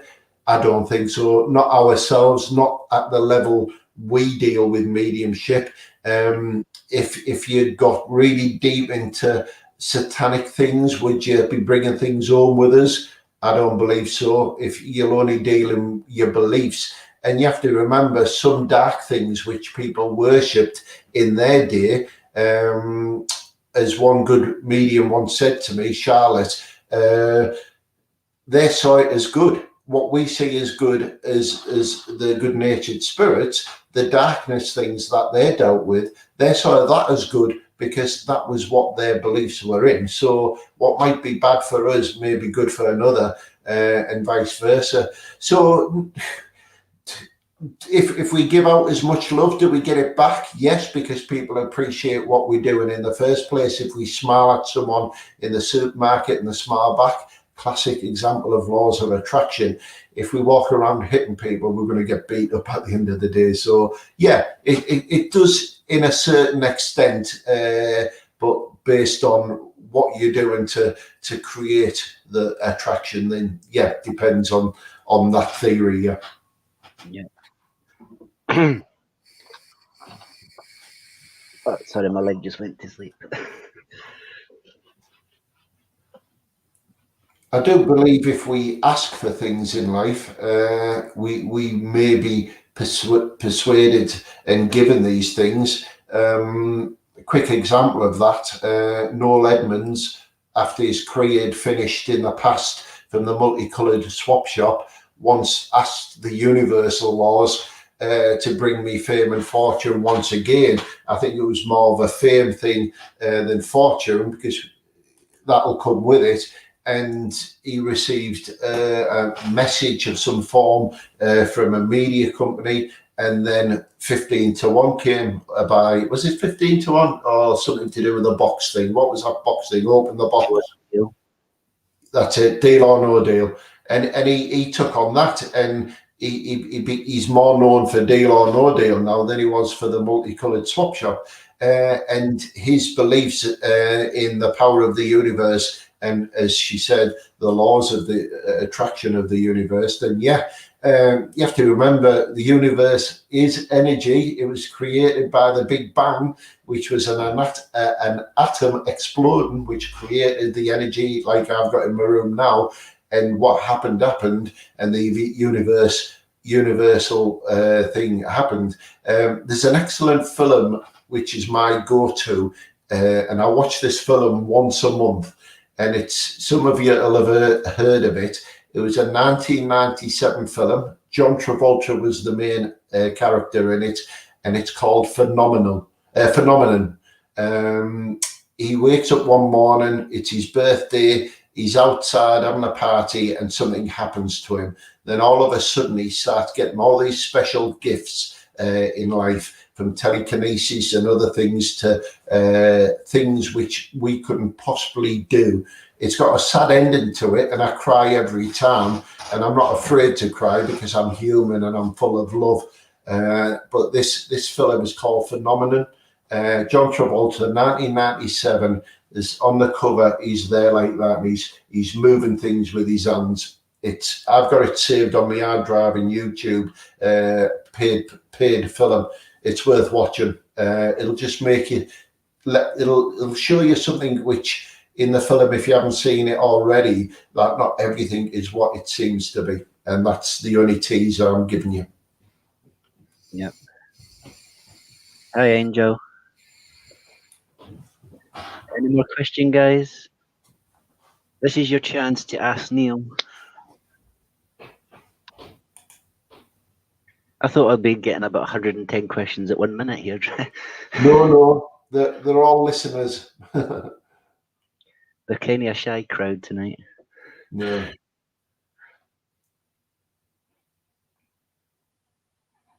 Oh, there we go. Can you see that, Neil? Helen Steele, I know this lady. Neil, what? Oh, she's just thanking me. It's the most genuine and honest, gifted medium you could ever connect with, and I feel privileged to call him a very dear friend. I've been on many investigations with him and Vicky, I'll pay you later. I'll send you a PayPal link. Yeah, Helen Steele is a person we met on Ghost Hunt.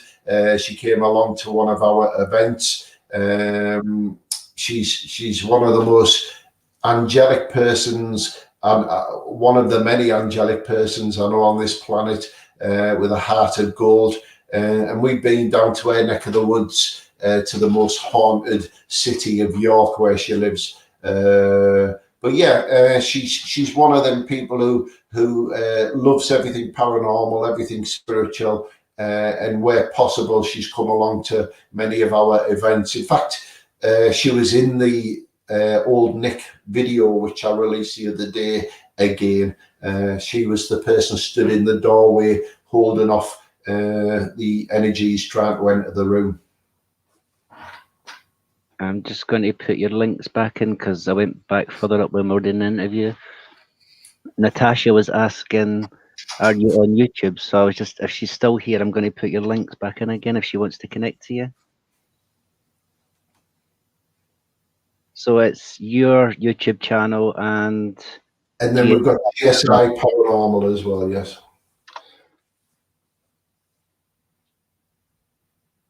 We were getting loads of questions before. Shane came in. Let's nip up the questions.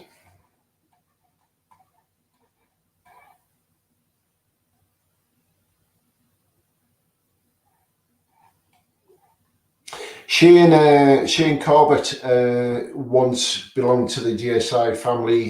He's a very dear, good friend of mine. We chat daily. He's down in Yorkshire. I'm here in North Yorkshire, and there isn't a day which has gone by since we've met that we've spoke to one another, and my wife can confirm that. We once said to each other we were probably man and wife in a previous life. I think he was the woman, of course. But I went down to Doncaster Airdrome to do an event down there, and Shane was hosting the event as a paranormal team, and I met him for the first time, and we were in an aeroplane hangar.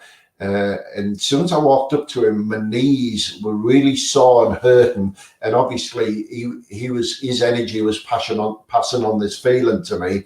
And straight away, I told him his knees, he was having troubles with them, and he was struggling. And then as he confirmed what I was saying, his energy opened up and started telling me more things. And we spoke in depth. And since then, he's a very sensitive person himself.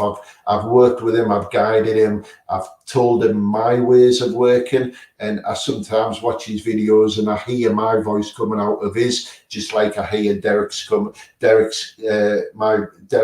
coming out of mine, if that makes sense. So yeah, we really gelled together as man and wife, as we once called it. But yeah, there isn't a day which goes by that we don't chat here on Facebook, and it's only because of the pandemic going on that I haven't been down to see him on my travels, unfortunately. But he's doing good, and he's a good man, and he's got a good wife there, Debbie, and a good guy working alongside of him, Andrew. Beautiful Andrew, we called him. Beautiful Andrew. The good looking one, we said, yeah. I was looking to comment. She's trying to push me through the doorway upstairs. Yes, that was right.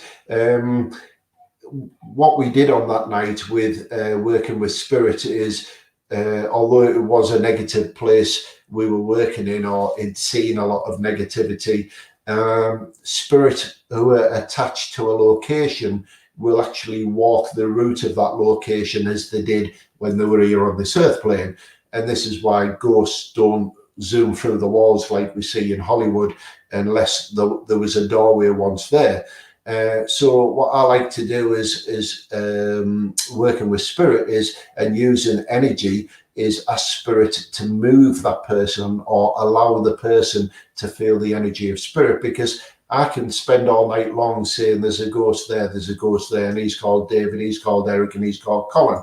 But on face value, you have to believe me that. So I have to bring more to the table and bring the evidence where the individual person who's with us wants to either see it, hear it, or feel it. So one of the good things we do is we use our human form, our body, to block the doorway and allow spirit to manipulate that person in the doorway.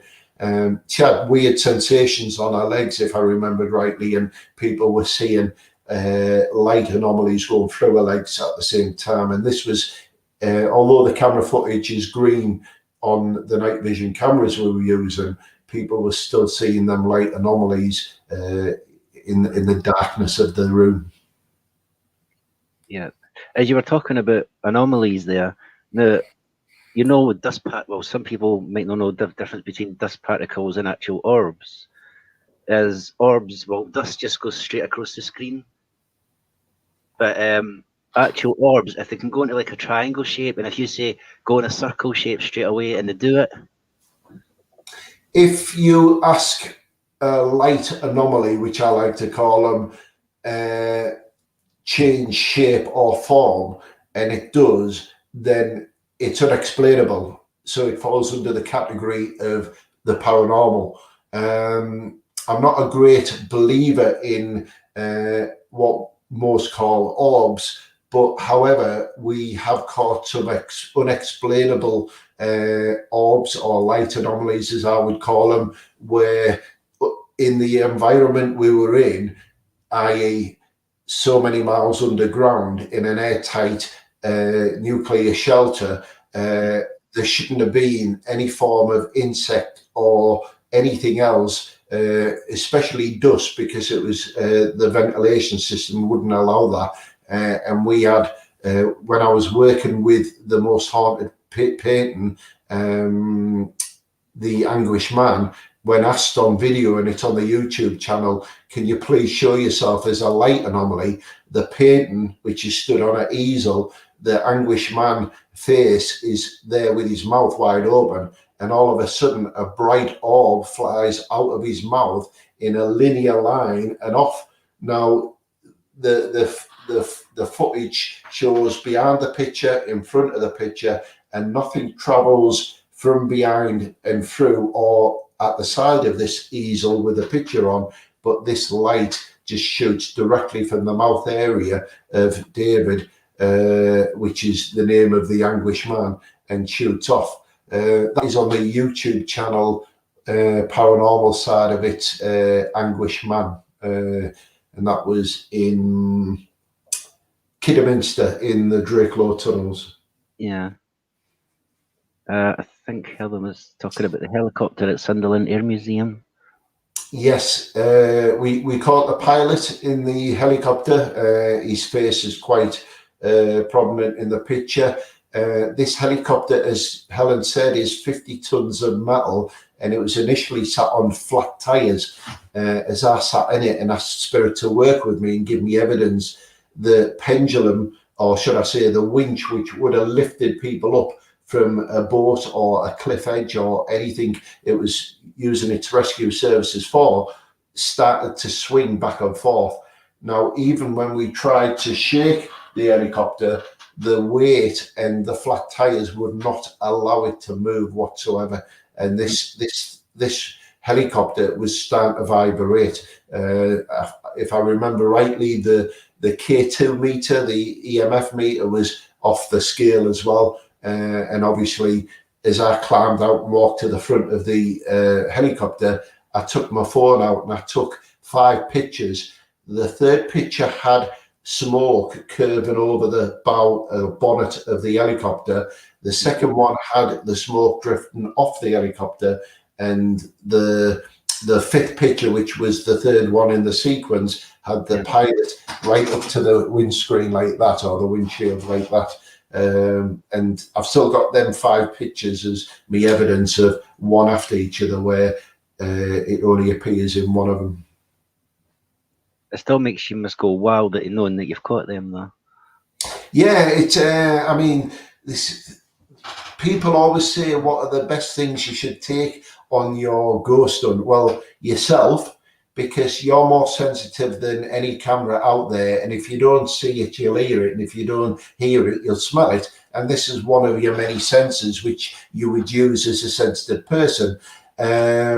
So therefore, that and a good quality camera phone. I mean, if you take a digital SLR out there, Canon, Sony, or Nikon, time it's attempted to focus and dealt with the light, you'll have missed what you're hearing. If you get your box standard camera phone, it'll shoot enough pictures rapidly to capture whatever's out there, what you're seeing. Do you sense more paranormal activity in graveyards or places where death and accident happened? I don't believe graveyards are as haunted as what people say, because that isn't the place of death. It's a place where they've been laid to rest. However, that doesn't mean spirit would not return to that location. One, to watch over himself, to see if his watch is still on his wrist, which he was buried with, or if a loved one is buried with him in that location. It's not the most active for activity, and as you probably see from watching some of these paranormal groups going out there in the dead of night lately, asking for spirit to show themselves. Yes, spirit might be there. It's not a residual place because it didn't once actively go around the location working like they would in a castle. Is it intelligent? More than likely, but you're very hard to come by activity in a graveyard. But yes, it does happen, but you'd be better off going to the location where this person passed, and not just because they passed there, but I mean, if someone died in the bedroom, then you need to be at the house and not just the bedroom, because this house would have been a place they much loved, just like psychometry. It's a environment, part of their ether, where they spent a lot of time in with the loved ones, laughing, crying, sleeping, celebrating, and all them amazing things they did in their lifetime. So you're more likely to find spirit. And statistically, the most haunted location in the world is your bedroom, because more people connect and hear and see spirit in the bedroom than they do anywhere else on the planet. The statistics say. That's where you get the most people saying, "I've seen a figure at the bottom of the bed."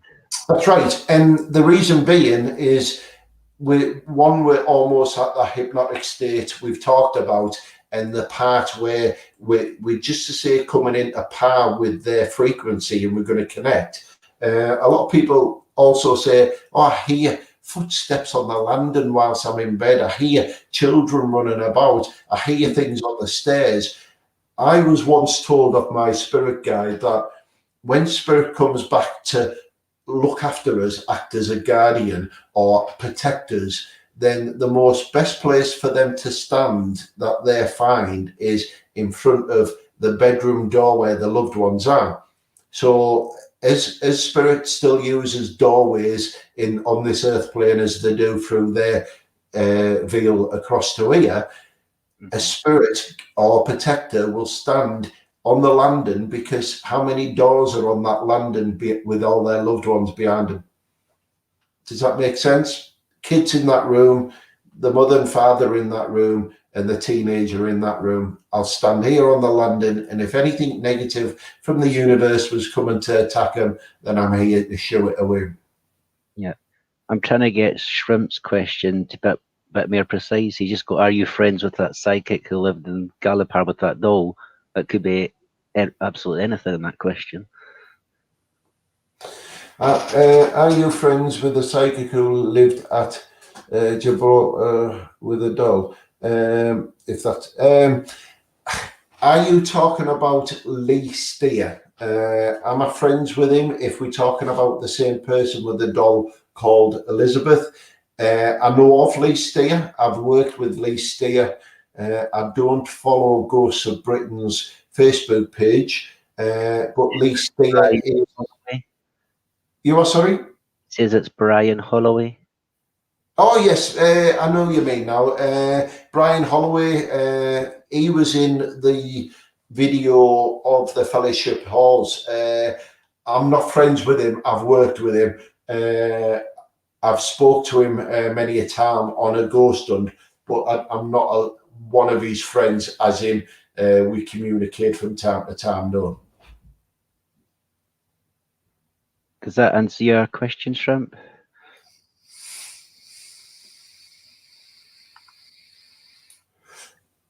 I think he events a lot of the ghost apps on Google Play. There's quite a few apps which he's he's made, and they're up there for free. Mm-hmm. See, when I do my investigations, I notice that some of the apps that you pay for are not actually worth the money, because I've noticed they can actually constantly repeat in what they're saying.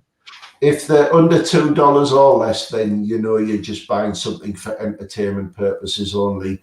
If they're free, then use them, try them out.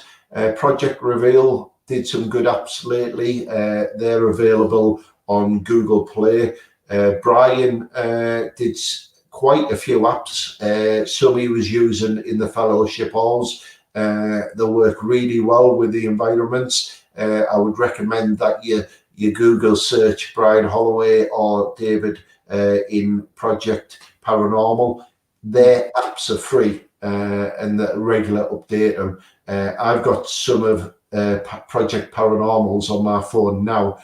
We've used them. I haven't had to use mine because we've been in the environment where everyone's got the same app, so they've used theirs. But yeah, they do work. When we were at Scotland on the leg of the tour we were filming for, that Project Paranormal app has no, it's just an English language and no other language in there, no accents, no Northern Scottish or anything like that.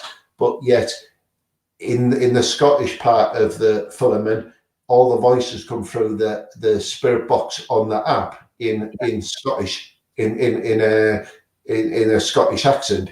When we were in the northern area of England filming, all the voices come through in a northern accent. So you can't dictate which bank of voices you're going to use for the area you're working in. And that, to me, is validation that it could only be the voices of the dead from that location you should hear. And if you're in Ireland, then it should be an Irish accent. If you're in Scotland, then it should be a Scottish accent, and so forth. Mm-hmm. What was Helen saying? We were at Sunderland Air Museum walking around the premiere of Aircraft Hangar. Myself, Michael Smith, heard away up above us the distant clear sound of propellered aircraft.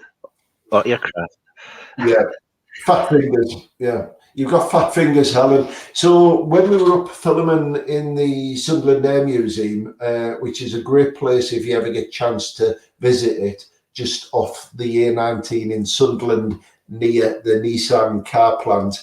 It's a museum. It's very cheap, and it's even cheaper to hire for an event.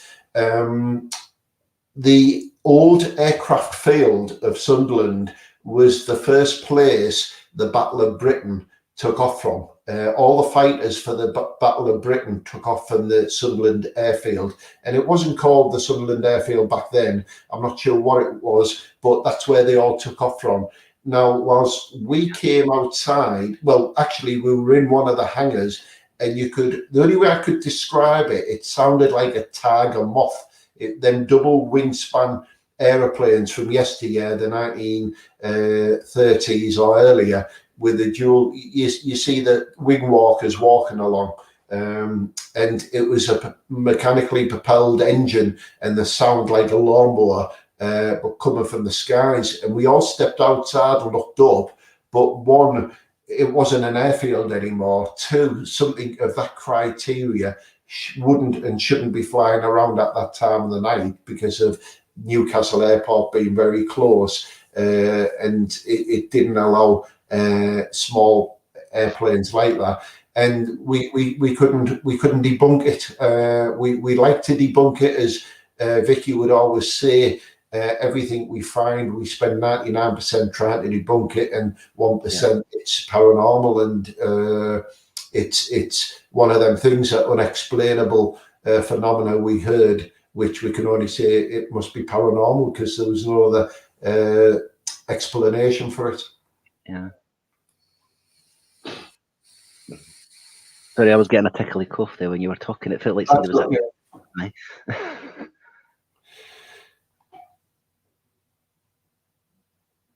Do you guys have any more questions? Are you still okay, Neil, or do you need a break? You've got all night with me, mate. I'm okay. Just anything else you want to pull out the bag, please do. I'll be driving and listening. Someone's listening on the phone as they're driving. I hope you're keeping your eyes on the phone because you don't want to see my ugly face. Let's have a look. Brian Holloway, yes, got that. YouTube's shared. Shrimp Shack, I like that. Helen Steele, lovely Anne Phoenix. Anne Phoenix was like a mother to me, but she still is, bless her. She works at the local spiritual church, and I've worked there with her many a time. We once did a paranormal event there. Now it's a spiritual church, and we only ever get people coming afar to read on the rostrum to the people who were sat there. So we decided that, I've just got a big draft come right away through the room and all the doors are shut. Yeah, but before that, when the lights were flashing and your camera was actually freezing for a couple of seconds as well. Huge big draft come right away through and blew through me there. So I'll keep on the same subject. Anne Phoenix, I said to Anne Phoenix, why don't we do something a little bit different? It'll be okay, but we'll do a night of mediumship and paranormal within the spiritual church. So we took all our equipment there, and me and Vicky invited everyone to come, and we did a night of paranormal, and the lights were on most of the time, and we showed everyone what we did as a paranormal group and what I did as a medium whilst working with paranormal. Now, this place will get around 32 max of people sat on the seats for a mediumship night. And this night, that many people turned up. The local residents were complaining because they couldn't park outside their own houses.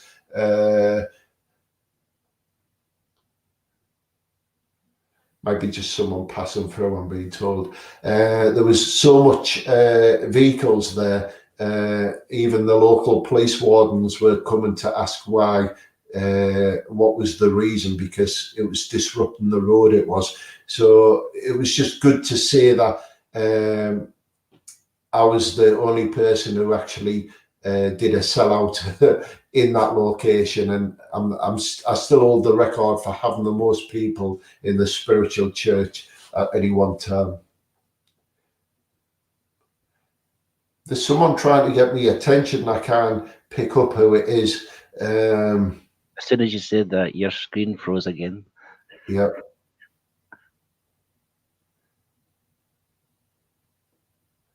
I don't know where the connection is. I'm not getting anything I'm looking down the names, but looking at most of these names aren't real names when it comes to Shrimp Shack, unless he was christened that. See if I'm with.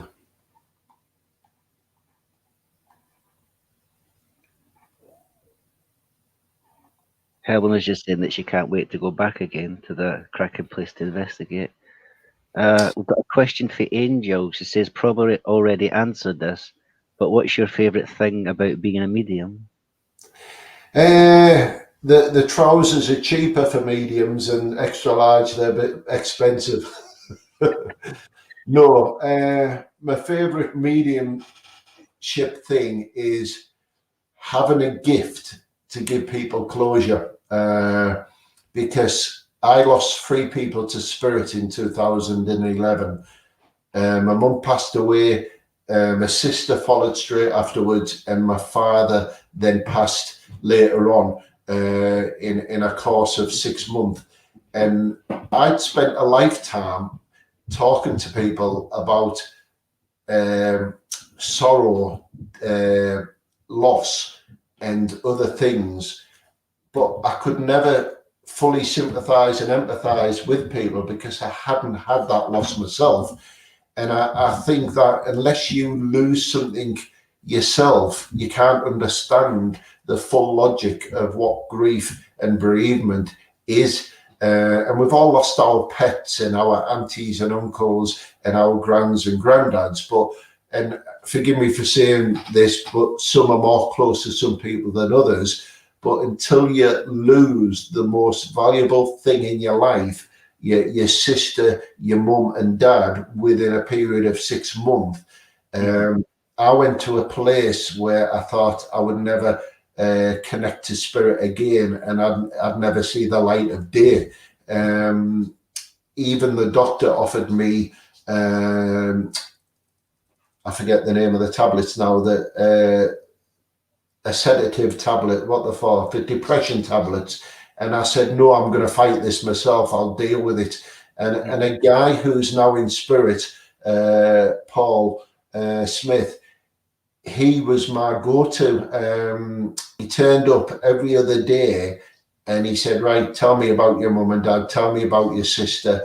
And I spent a sentence or two trying to talk about them without breaking down and not being able to talk anymore. But then days later, I'd spend, if she wants to go out, just send her out. Then weeks later, I'd get to the end of the sentence. And then months later, I could talk about a paragraph of their lives. And within so many months, that's just my dog going for walking his out the back. And then over a period of time, I found that the more I spoke about the losses and the grief and darkness I'd suffered, the better person I was. And only then did I realise that as much as I sat there and told other people about the spirit loved ones coming to connect, I never really knew the person on the other side of the table, what they really were going through. And only then did it make me a better medium. Then I got great pleasure answering all them what ifs for that person, because there was a lot of questions saying, well, are they still mad at me in heaven? I never got to say goodbye. Will they be upset? I wasn't there when they passed. Will they know? And I could answer most of them questions, which I couldn't before. And this allowed me to not only tell them my experience and how I dealt with it as someone who was grieving for a major loss in their lives, but I could also understand what they'd went through as well. And the key things I found which gave me closure, I then gave that in a reading as well. And this made that person a better person. Well, like my post from this morning and of my mum, dad and my sister on my timeline, we'll always have that section of our life and that hole in our heart, which will never, ever be filled by anyone we meet on this earth plane who can fill that. And we can all have our mother-in-laws and our father-in-laws who act like a motherly and fatherly figure for us, but they'll never replace their shoes. They'll never fill their boots. And it's until you have that understanding of that loss and that mega hole in that person's life and how you're going to look to get over that, which I've managed to do, then I've used my techniques and my experiences of my tragic times of my life to help them. And the reading didn't just stop there. It was, that's my phone number, that's my email message, that's my account, that's my mailbox, that's my message box. I will answer your questions every time you answer. Maybe not straight away, but I will help you. And a lot of people come through on Facebook and they said, Neil, and I dedicated that to a person this morning because she's with her father right now and he's on end of life. And she turned round and said, how am I going to deal with this? How am I going to get my head through this and not have my head battered with the grief and trauma of it. And after speaking with her, I sat down and put what I dealt with and how I dealt with it and how I saw it afterwards. And that is on my Facebook page, dedicated to a person called Vicky Richards. And I just hope that when she gets to that point in her father's end of days, then she'll be able to come back to me knowing that I've given good information and helped others in the same way, which they do come back. You know, you go to the garage, you get your car fixed, he does an excellent job, he was cheap, I'm going back there. I went to that medium, he told me all about it, he explained and he was articulate in all what he said, and he told me this is how you should deal with it and I'm going to help you, and I'm going to go back to him for that advice. That's what makes a good medium. That is the biggest gift of all. I don't want wings when I leave here. I'm broad enough. I can't get through doorways now. But I know there's a place in my heaven when I finish here for, if you want to call it, God's work, which I've done, spirit work, which I've done. There'll always be somewhere for me, even if it's starting at the bottom like I did in the first place and work my way up again. I don't mind. I've achieved everything, and this reverts back to where do you want to go from here? Well, if I've accomplished everything now, like we started 2 hours 21 minutes ago, if I don't achieve anything else now where I'm at in life, with everything I've got in life and everything I've done in life, I'm happy. I've done everything else. Yeah. Exactly. Well, as you were talking about there, Neil, about you missing, I think it was missing your mum. I think it was you were talking about. No, I want to say that as people that know that they're ready to go over to the other side, they don't want that person to be there. So that's why as soon as that person leaves, they might pass over and they might feel guilty about why they weren't there. They don't want you to feel guilty. They just don't want you going through that situation. It's commonly known from my work that spirit will wait till the loved ones leave the bedside before they take their final transition, their final breath. They don't want. I mean, my brother didn't go to see my mum when she was in the memorial chapel of rest because he only wanted to remember her as she was when she was in physical body. People will say, I'm just going to nip home, I'm going to walk my dog, and I'll be straight back. I know you can hear me. Give them a kiss on the cheek and they'll leave. And no sooner have they got in the car and started the engine, that person will take that opportunity to slip away.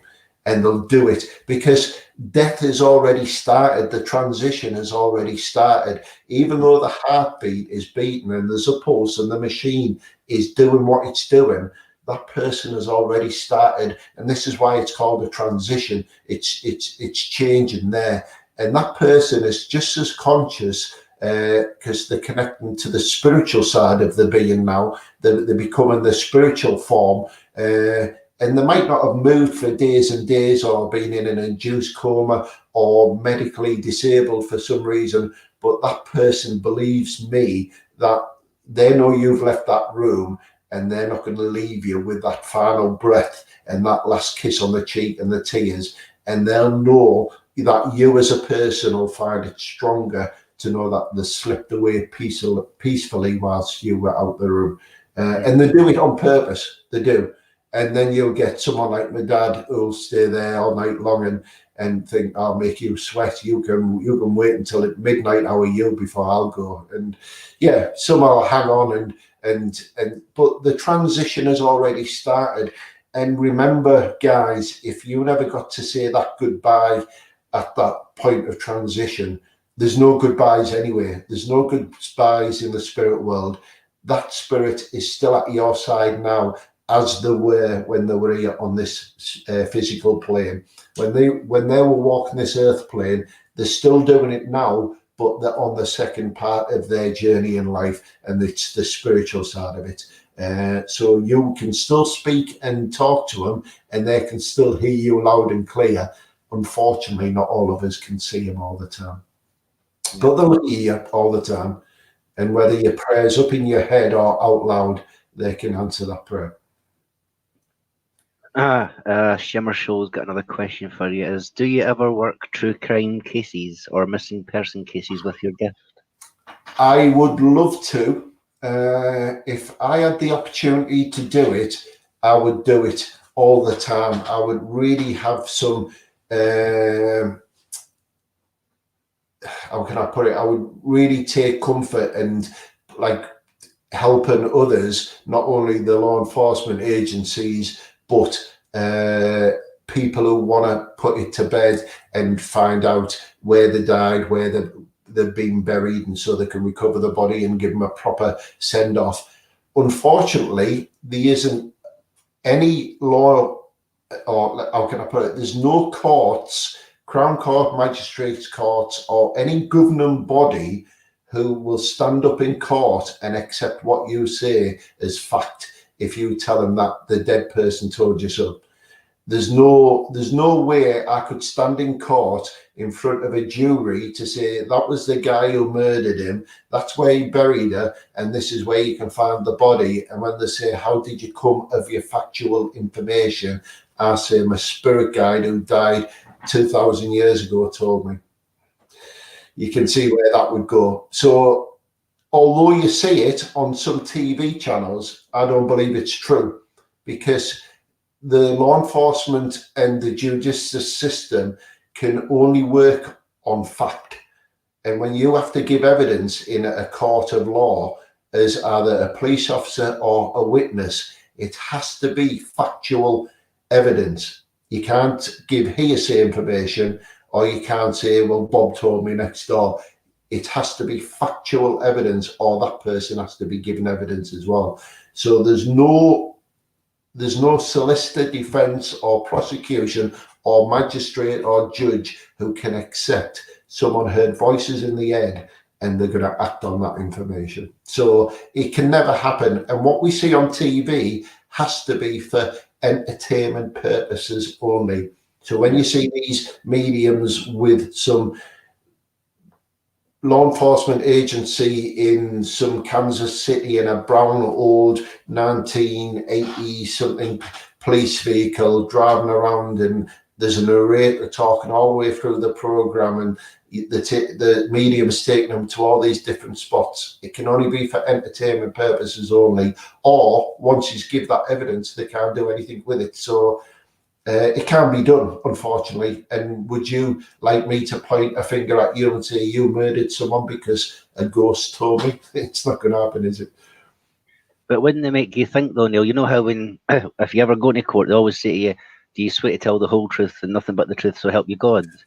They want to say, well, how do you believe in the truth has to be based on factual evidence. I just know from my previous lines of work what you can take as evidence and what can be evidence. And I certainly know that there isn't a court in the land or country or world that I know of who would take non-factual evidence as gospel and convict someone on the basis of that. But isn't there actual police officers that do work with psychics, though? Not to my knowledge. I think it would be frowned upon. Either the medium be, I don't know. It's a funny subject. This there might be, but how can a police officer stand up in court and say that a person who tells me he has the ability to speak to dead people? And I know it sounds, I'm mocking myself now, but how can a police officer stand up in a court of law wherever he is and say a person who has the ability to speak to dead has told me who murdered the person, where they're buried? Yes, they may dig that person up, but you'll get someone like Randall saying it was a fluke, and it was just like, he dug them up, and it was a fluke that. Well, in fact, the medium would probably get arrested, being the more likely person to have killed that person because he knew everything about him. Does that make sense?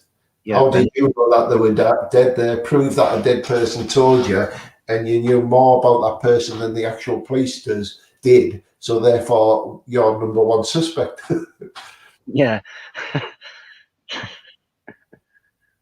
What's that Jackie saying? I work in a retirement facility. A lot of people tell me they want to pass, listen to them, respect their rights, but I find it hard to hear. How should I take this? It's a point in our lifespan, in our timeline on this earth plane, that we've done everything, we've accomplished everything. All our youngsters have grown up and the big boys and girls now, and they're capable of looking after themselves. They know that they haven't got the energy to go on anymore, and they just want to give up. And my dad did that after the loss of my mum and sister. He didn't have the will to live. He let himself go, and he'd spent 50 years with the woman he loved, and all of a sudden she was taken away from him months earlier. So it was at that point where, what else was there here on this earth just to grow old, lose more teeth, and have more aches and pains? Everyone was okay. Everyone had grew up around him, and no one had any troubles, and there was no one dependent on him anymore as a dependent. And I think sometimes in our spiritual self, we know when we've had enough and we want to go. And these people who've been left in these retirement facilities, nursing homes, whatever you call them, it could be just the reject of the family not wanting to care for them anymore, take care of them, or it could be they've done everything they could possibly done, been to every four corners of the world, and they've smoked the last packet of cigarettes. Now's the time to call it a day. Just let me go. It could be just something like that. It's hard. I would find that hard, dealing with end of life people and people who can't unfortunately look after themselves in that status. But yeah, it's there's nothing we can do. We can't help them to go. We can only just make their life as happy as possible whilst they're spending the last years' lives with us. That's all we can do. Yeah. Sorry, I had to leave there for a quick second. I had to go. That's okay. Wish you could help Claudia Lawrence Neal, who went missing in York. She just lived up the road from me. It's a dreadful mystery, and too many of us presumed dead. I mean, I would quite happily go to that location, to everything connected to it, and then see what I could pick up. The problem I would have is you're opening a can of emotional worms by contacting the people who were connected to her. Her parents may have wanted to put it to bed and just accept what's happened.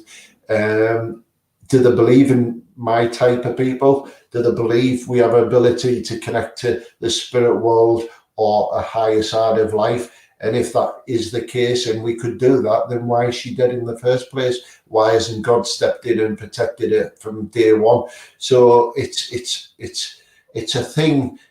You can go and learn a history lesson from that location, from what actually went, whether it be a murder scene or a haunted castle or a haunted object, but there's not much more we can do, unfortunately. It's other than cause more emotions and bring the grieving and bereavement side of things right back up to the surface again, where it's like my mum said, don't ever walk up to someone and say, I've got a little boy here with you now, and he's called Thomas, and I feel he's connected to you. She said, because you could change that man's life forever. And I asked, what did she mean by that? And she said, well, let's put it another way.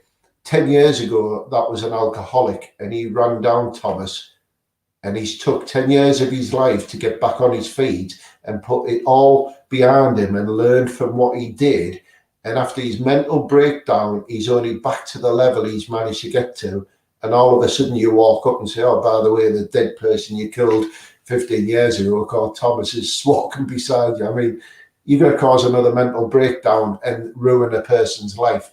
Let them know who you are, they'll come to you.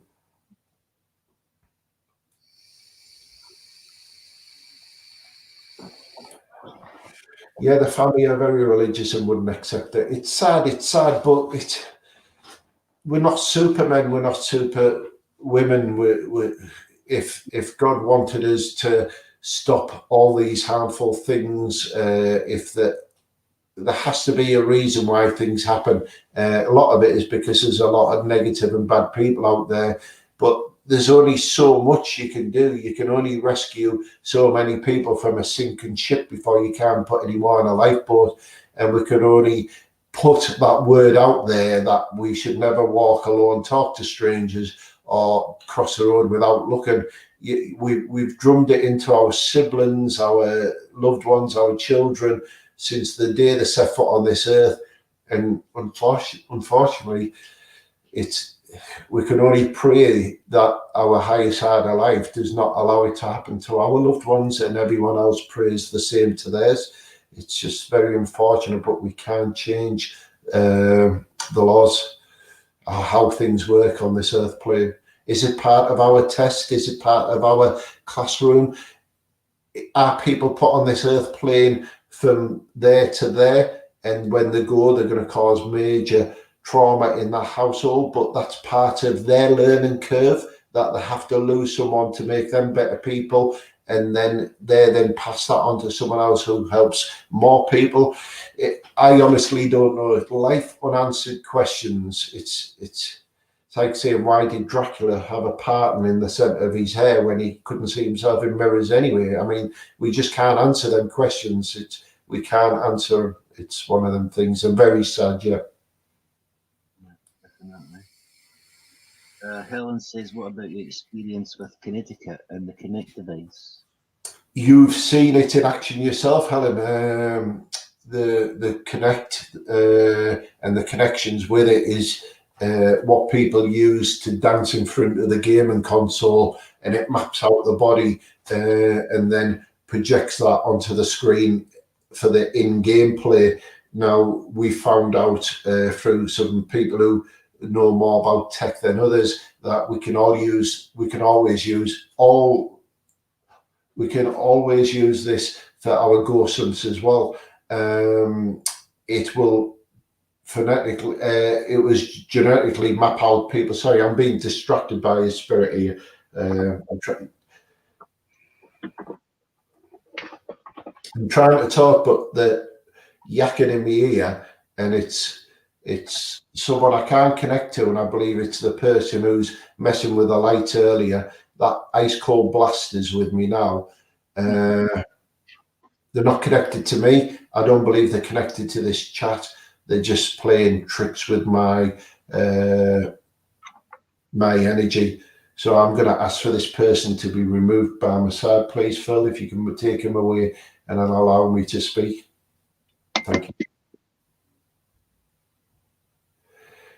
Yeah, it's a great device. We can map out the energy of spirit, how the logistics and the intelligence side of it works with the technology and spirit.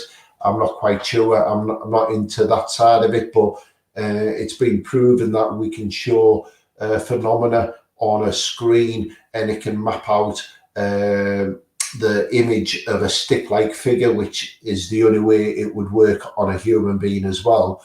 But it will also show paranormal activity where you're in a room, you're talking to spirit, you're communicating with spirit, and all of a sudden on the Connect device, it'll show another figure.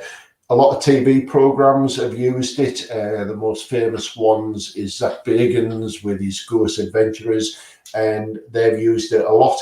They've asked it to do certain things when spirit showing himself themselves, and on command, this figure has actually on command done things what they've asked it to do. So yes, it does work. It's worked for us. Shane Corbett will tell you about the dog which we had at the Sunderland Air Museum, and then it laid down on the floor. That was the figure it was mapping out, and one of our guests laid with it and stroked it. Although it wasn't physically there, he kind of stroked the area it would have been, and then it got up and walked off. And we then later found out that the museum was haunted by two dogs, a black Labrador and a German Shepherd, which we later connected to as well.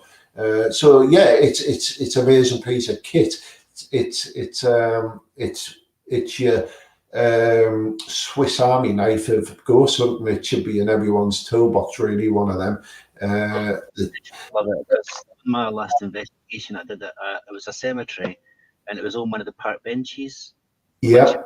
A figure sitting, and people were in the chat saying, "Oh, it's just the figure of the bench it's catching." So what I did is says, "Can you put your hand up and just wave?" And it did the same thing. But I might SLS camera for what you use. Mine's is this one. All right.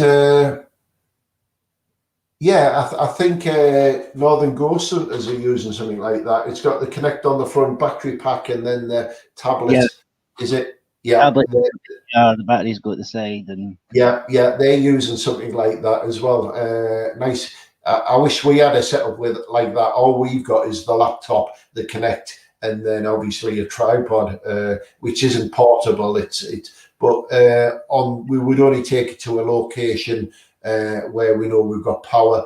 We can plug both items in, and they're not going to get stolen from the location. It's a secure place. But yeah, amazing piece. Like I said, it's the Swiss Army knife of any ghost hunter's paranormal box. It should be there. Unfortunately, they bring out all these gadgets, but they come to an extreme price to put them all together. I remember buying the Ovilus some years ago, and £179 back then was a lot of money. But I think they're selling for a lot more. I don't think they make them now, the Ovilus 3, but they're selling for, they're like Bitcoins on eBay now. They're selling for fortune. Yeah. Another equipment that I do use is SB7 as well. Yeah. Up and that as well. I prefer that than the SB11. It's a much better kit. Normally, I hope that didn't sound sad when I say this, but normally when I'm investigating kids and that, I use one of my, this is called a REM pod Teddy. Yeah, so near that flashes and makes alarm sounds. Yeah. That's a great device to have. Trigger object, especially in like an asylum or children's home, things like that, where spirit children would see that and want to run to it as a physical toy in their world. I mean, you don't actually nobody needs to get a really expensive equipment to do that. You can actually even just get like a small kid's ball. The spirits will still play with that as well. Which we've done, yeah, the flashy ones that I can remember down at the ropery in Hull, the old rope factory, we'd put the flashing rubberized balls on the floor and asked them to manipulate the lights there. And although the balls never moved, the lights were going off on command. I think that's what it, yeah, that's the ones, yeah. Yeah, amazing piece of kit. Yeah. Cheap. Really cheap as well to get. Everybody can afford their ones. Yeah. Yeah, I think I probably got more equipment than anybody else, but mine's just gone up all in the loft area. It's we're at that point in our enthusiasm that the pandemic is going to continue, and we might as well just store it out of the way whilst we're putting our house together, because it's fairly new. We've moved into it, and it's less items to be climbing over. And the loft is a room anyway, so we've just put everything we're not going to use paranormal wise for the next foreseeable future until things change and we can get out. I mean, we could do something here, but there's nothing paranormal here other than this spirit that was just left. This is a farmer's field and a caravan site before it was this new housing estate. So I can't see anything but residual energy passing through, if anything. But yeah, you have to be in an active spot to be wanting to be doing it in your own home, unless you've got toys and dolls and things like that which have the energy attached to it. Then there's no reason why you can't.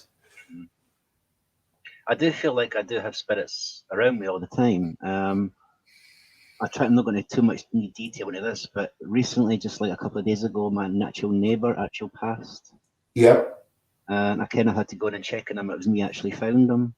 Uh-huh. Now, when I was in there, I did feel like a cold breeze go past me, so I got a feeling like he was still there, and I don't know if he was just going into the transaction to the other side. Uh-huh. Mm-hmm. I often find when people speak to me as the transition has just passed, I always say to them, like I said before, you're going to get them signs this week, next week, and the week after, where your light bulbs are going to be popping, your lights are going to be flickering on and off, things which have worked forever and a day are going to stop. And that is spirit, your neighbour, your friends, your loved ones are going to let you know they're thanking you. It's their way. The energy is still really strong because they're taking that transition into spirit, and they're going to have max amount of energy to mess and pop your light bulbs. And I always hear it. People will come to me and say, my mum passed the other week, and since then we've had things kind of going on around the house, light bulbs popping, things which worked, wouldn't work, TVs on and off. I said, it'll just be her letting you know that she's still around you. She's taken a transition, and she'll keep in touch. It's something they do quite often, an awful lot. But then on the same note, when spirit come back and try and get your attention, and you believe you've got poltergeist activity in the home, and they're doing all of that, it's in my field of work, I've only ever found it to be a loved one trying to get the attention. I've yet to come across a negative spirit who's throwing objects and children and dogs around the room yet. But I do blame the TV world for the majority of what we think happens and believes happen. If you watch Paranormal Activity enough times, you believe you're going to hang your foot out the bottom of the bed and get dragged out of the room. But it was a movie made just for entertainment purposes only. And it's like clickbait. You have to create that fear. The unknown of what's going to happen next creates the fear, which sells the movie. And going to the word fear only comes from the unknown. And people often say to me, if I haven't been asked already in the chat, is there anything you fear about or what you do? Well, no, because I know everything I ever deal with is only going to be someone who walked on this earth plane. So what's it to fear? Every tunnel I turn down when I'm on a ghost hunt, I've got my spirit guide with me telling me what's around the next corner. The only thing he doesn't tell me is if there's a low pipe and I bang my head on it. But that's an instant thing anyway. Yeah. When we were children and we used to switch our lights off, we used to run and dive on the bed because we thought a monster might have come from under the bed and grabbed our legs. But that was our biggest fear. But if we looked under the bed first or saw the legs off the bed, we didn't have to fear there was anything underneath it. So, and because we didn't know, we feared it. I mean, I've dealt with people that's believed that the house has got paranormal in it just because, like, they see shadows at night time at the window or certain figures in the room, but it could be in a jacket even hanging up in a doorway, and because it's pitch black. Yeah, spirit will show itself in the earliest form of manifestation as light. We will see it in our peripheral vision as shadows and movement.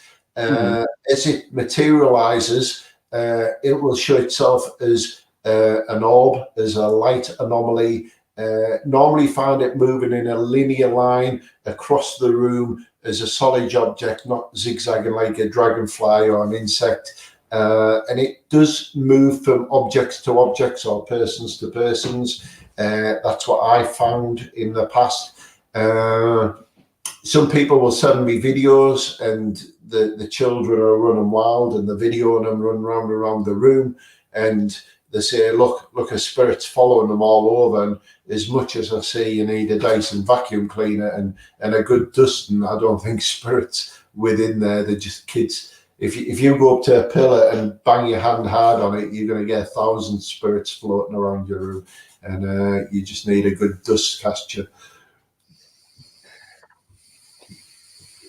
I mean, Neil, if there's one group of people would you like to work to, would you have liked to work with Warrens?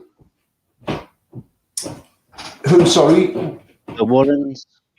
When's the couple that's got the Annabelle doll? Oh, Lee and what's her name? Lindsay. No, it's Lorraine. Warrens, the Warrens. Oh, have they got the Annabelle doll now? Yeah, they Oh, had. I'm getting mixed up. I'm thinking of Elizabeth.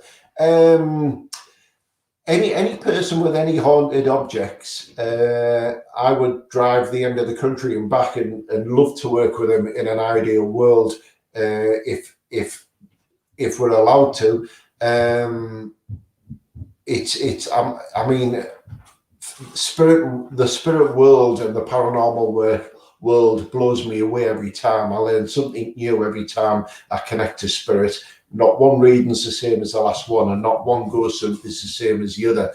And working with the individual item, from trigger objects to haunted items as of such, it's a new history lesson for me. It's a new way, a new spirit from a different time on the timeline of life, and every single bit of it is fascinating. So if anyone's watching this now, or they stumble across it and watch it later, and you have something you would like me to read from, or work with use, whether you be a paranormal company, an events company, wanting a medium for the night, or you just want to sit down in front of the TV like this and do something like this where we work with a object, then I would drive to the end of the country and back to do that with you, because it's a learning curve for me. It's experience with a different spirit, and it's the thing I'm most fascinated,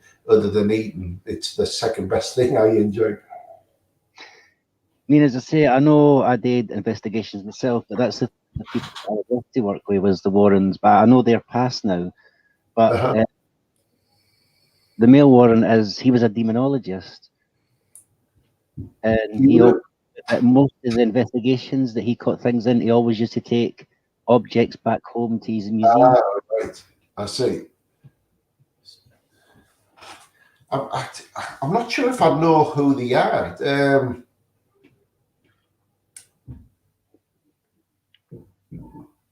The name rings a bell, but I just don't know if I know of them.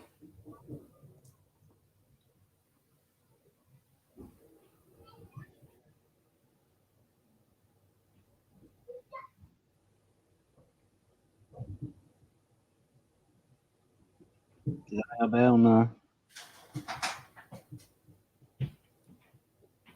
Yeah, and didn't they give the doll to the Haunted Museum? No, they've got their own haunted museum. Ah, right. It was Ed, that was the male. It's Ed and Lorraine Warren, that's it. I tell you the truth, I don't think I know of them. I mean, I know of them, but I mean, I haven't given it much attention. That was the original Annabelle doll, wasn't it? Yeah. Yeah, that's right. I know everybody says that they've got the Annabelle doll, but they don't realise it's a complete different doll altogether. Yeah. They've worked with Zach Bagans in the past. Yeah. I think Zach's got quite a lot of stuff in his museum as well. He's got like a cool chair and things like that as well. Yeah, even quite a lot of things. Even the VW camper where that mass murderer killed all his victims in. That's one place I'd love to go. One is to meet Zach Bagans, just to tick him off my bucket list, and two, to the Haunted Museum. Another place I want to go to is Outfits, because my daughter went there and she said from start to finish she walked around the gas chambers and the location, and she couldn't help but cry all the way around because of what she was picking up on, the trauma and the energy of the place, which goes on to tell me that she's going to be sensitive later on in life. But there was so much which happened in one location. You can't, even if you're not sensitive, you can't not walk around there and be affected. Obviously, as a medium, you're going to feel that bit more, you're going to see that bit more, and potentially you're going to connect that little bit more. And it's something on my bucket list, which I want to do at some point in my youth. Definitely interesting. We're coming on the 3 hour mark now. I don't know what your record is for the longest live stream. Oh, mine's is 8 hours, but I'm not going that. Really? Well, no. They're just talking about the doll anyway. So, so what we'll do is finish this anyway, because I'm dying for a drink. Yeah, I've got a few other things I need to do in an early start in the morning anyway. And I know my dog's getting restless now because she's been away from me so long. Being a Labrador, she's a man's dog, and she knows I'm down here talking, so she's getting excited. I can hear the creaking floorboards. So before you do your bit, I just want to say a big, massive thank you to your participants, the people who've popped your comments up. It's been a great pleasure answering your questions where I've been able to. It's not my channel, it's Citizens. He's going to finish off, but you know where I'm at. Spirit Medium Neil Cook on Facebook. There's the public figure page which is connected to it under the same name. Neil Cook YouTube. If you don't find the paranormal stuff boring, then watch my cooking side of things. And there's also the GSI Paranormal channel as well, and also Twitter under the same name. But before Citizens finish it off, I just want to thank you as well, guys. Each and every one of you, whether you've sat there and just watched it and you're listening or you've participated. And I know from experience, more people tune in after the live stream finish, and you get more hits after your audience is finished than you do from the actual live stream. So for all those who've got to this point now and watching it, and it's not 10 o'clock on the 10th of the 2nd, 2021, thank you. Don't forget to leave him a like and a thumbs up for taking the time to watch this. All yours, buddy. Okay, I was just going to say, as it's been a great pleasure having you on here doing an investigation, and thank you for speaking to me and my viewers. Would also like to say thank you for helping them answer their questions. It's been a great pleasure. I want to thank everybody for watching, and I want everybody to be blessed, and be positive. And like I always do, I like to finish on my favourite quote, and it is, when one door of happiness closes, another opens, but often we don't look so long at the closed door that we do not see which one has been opened for us.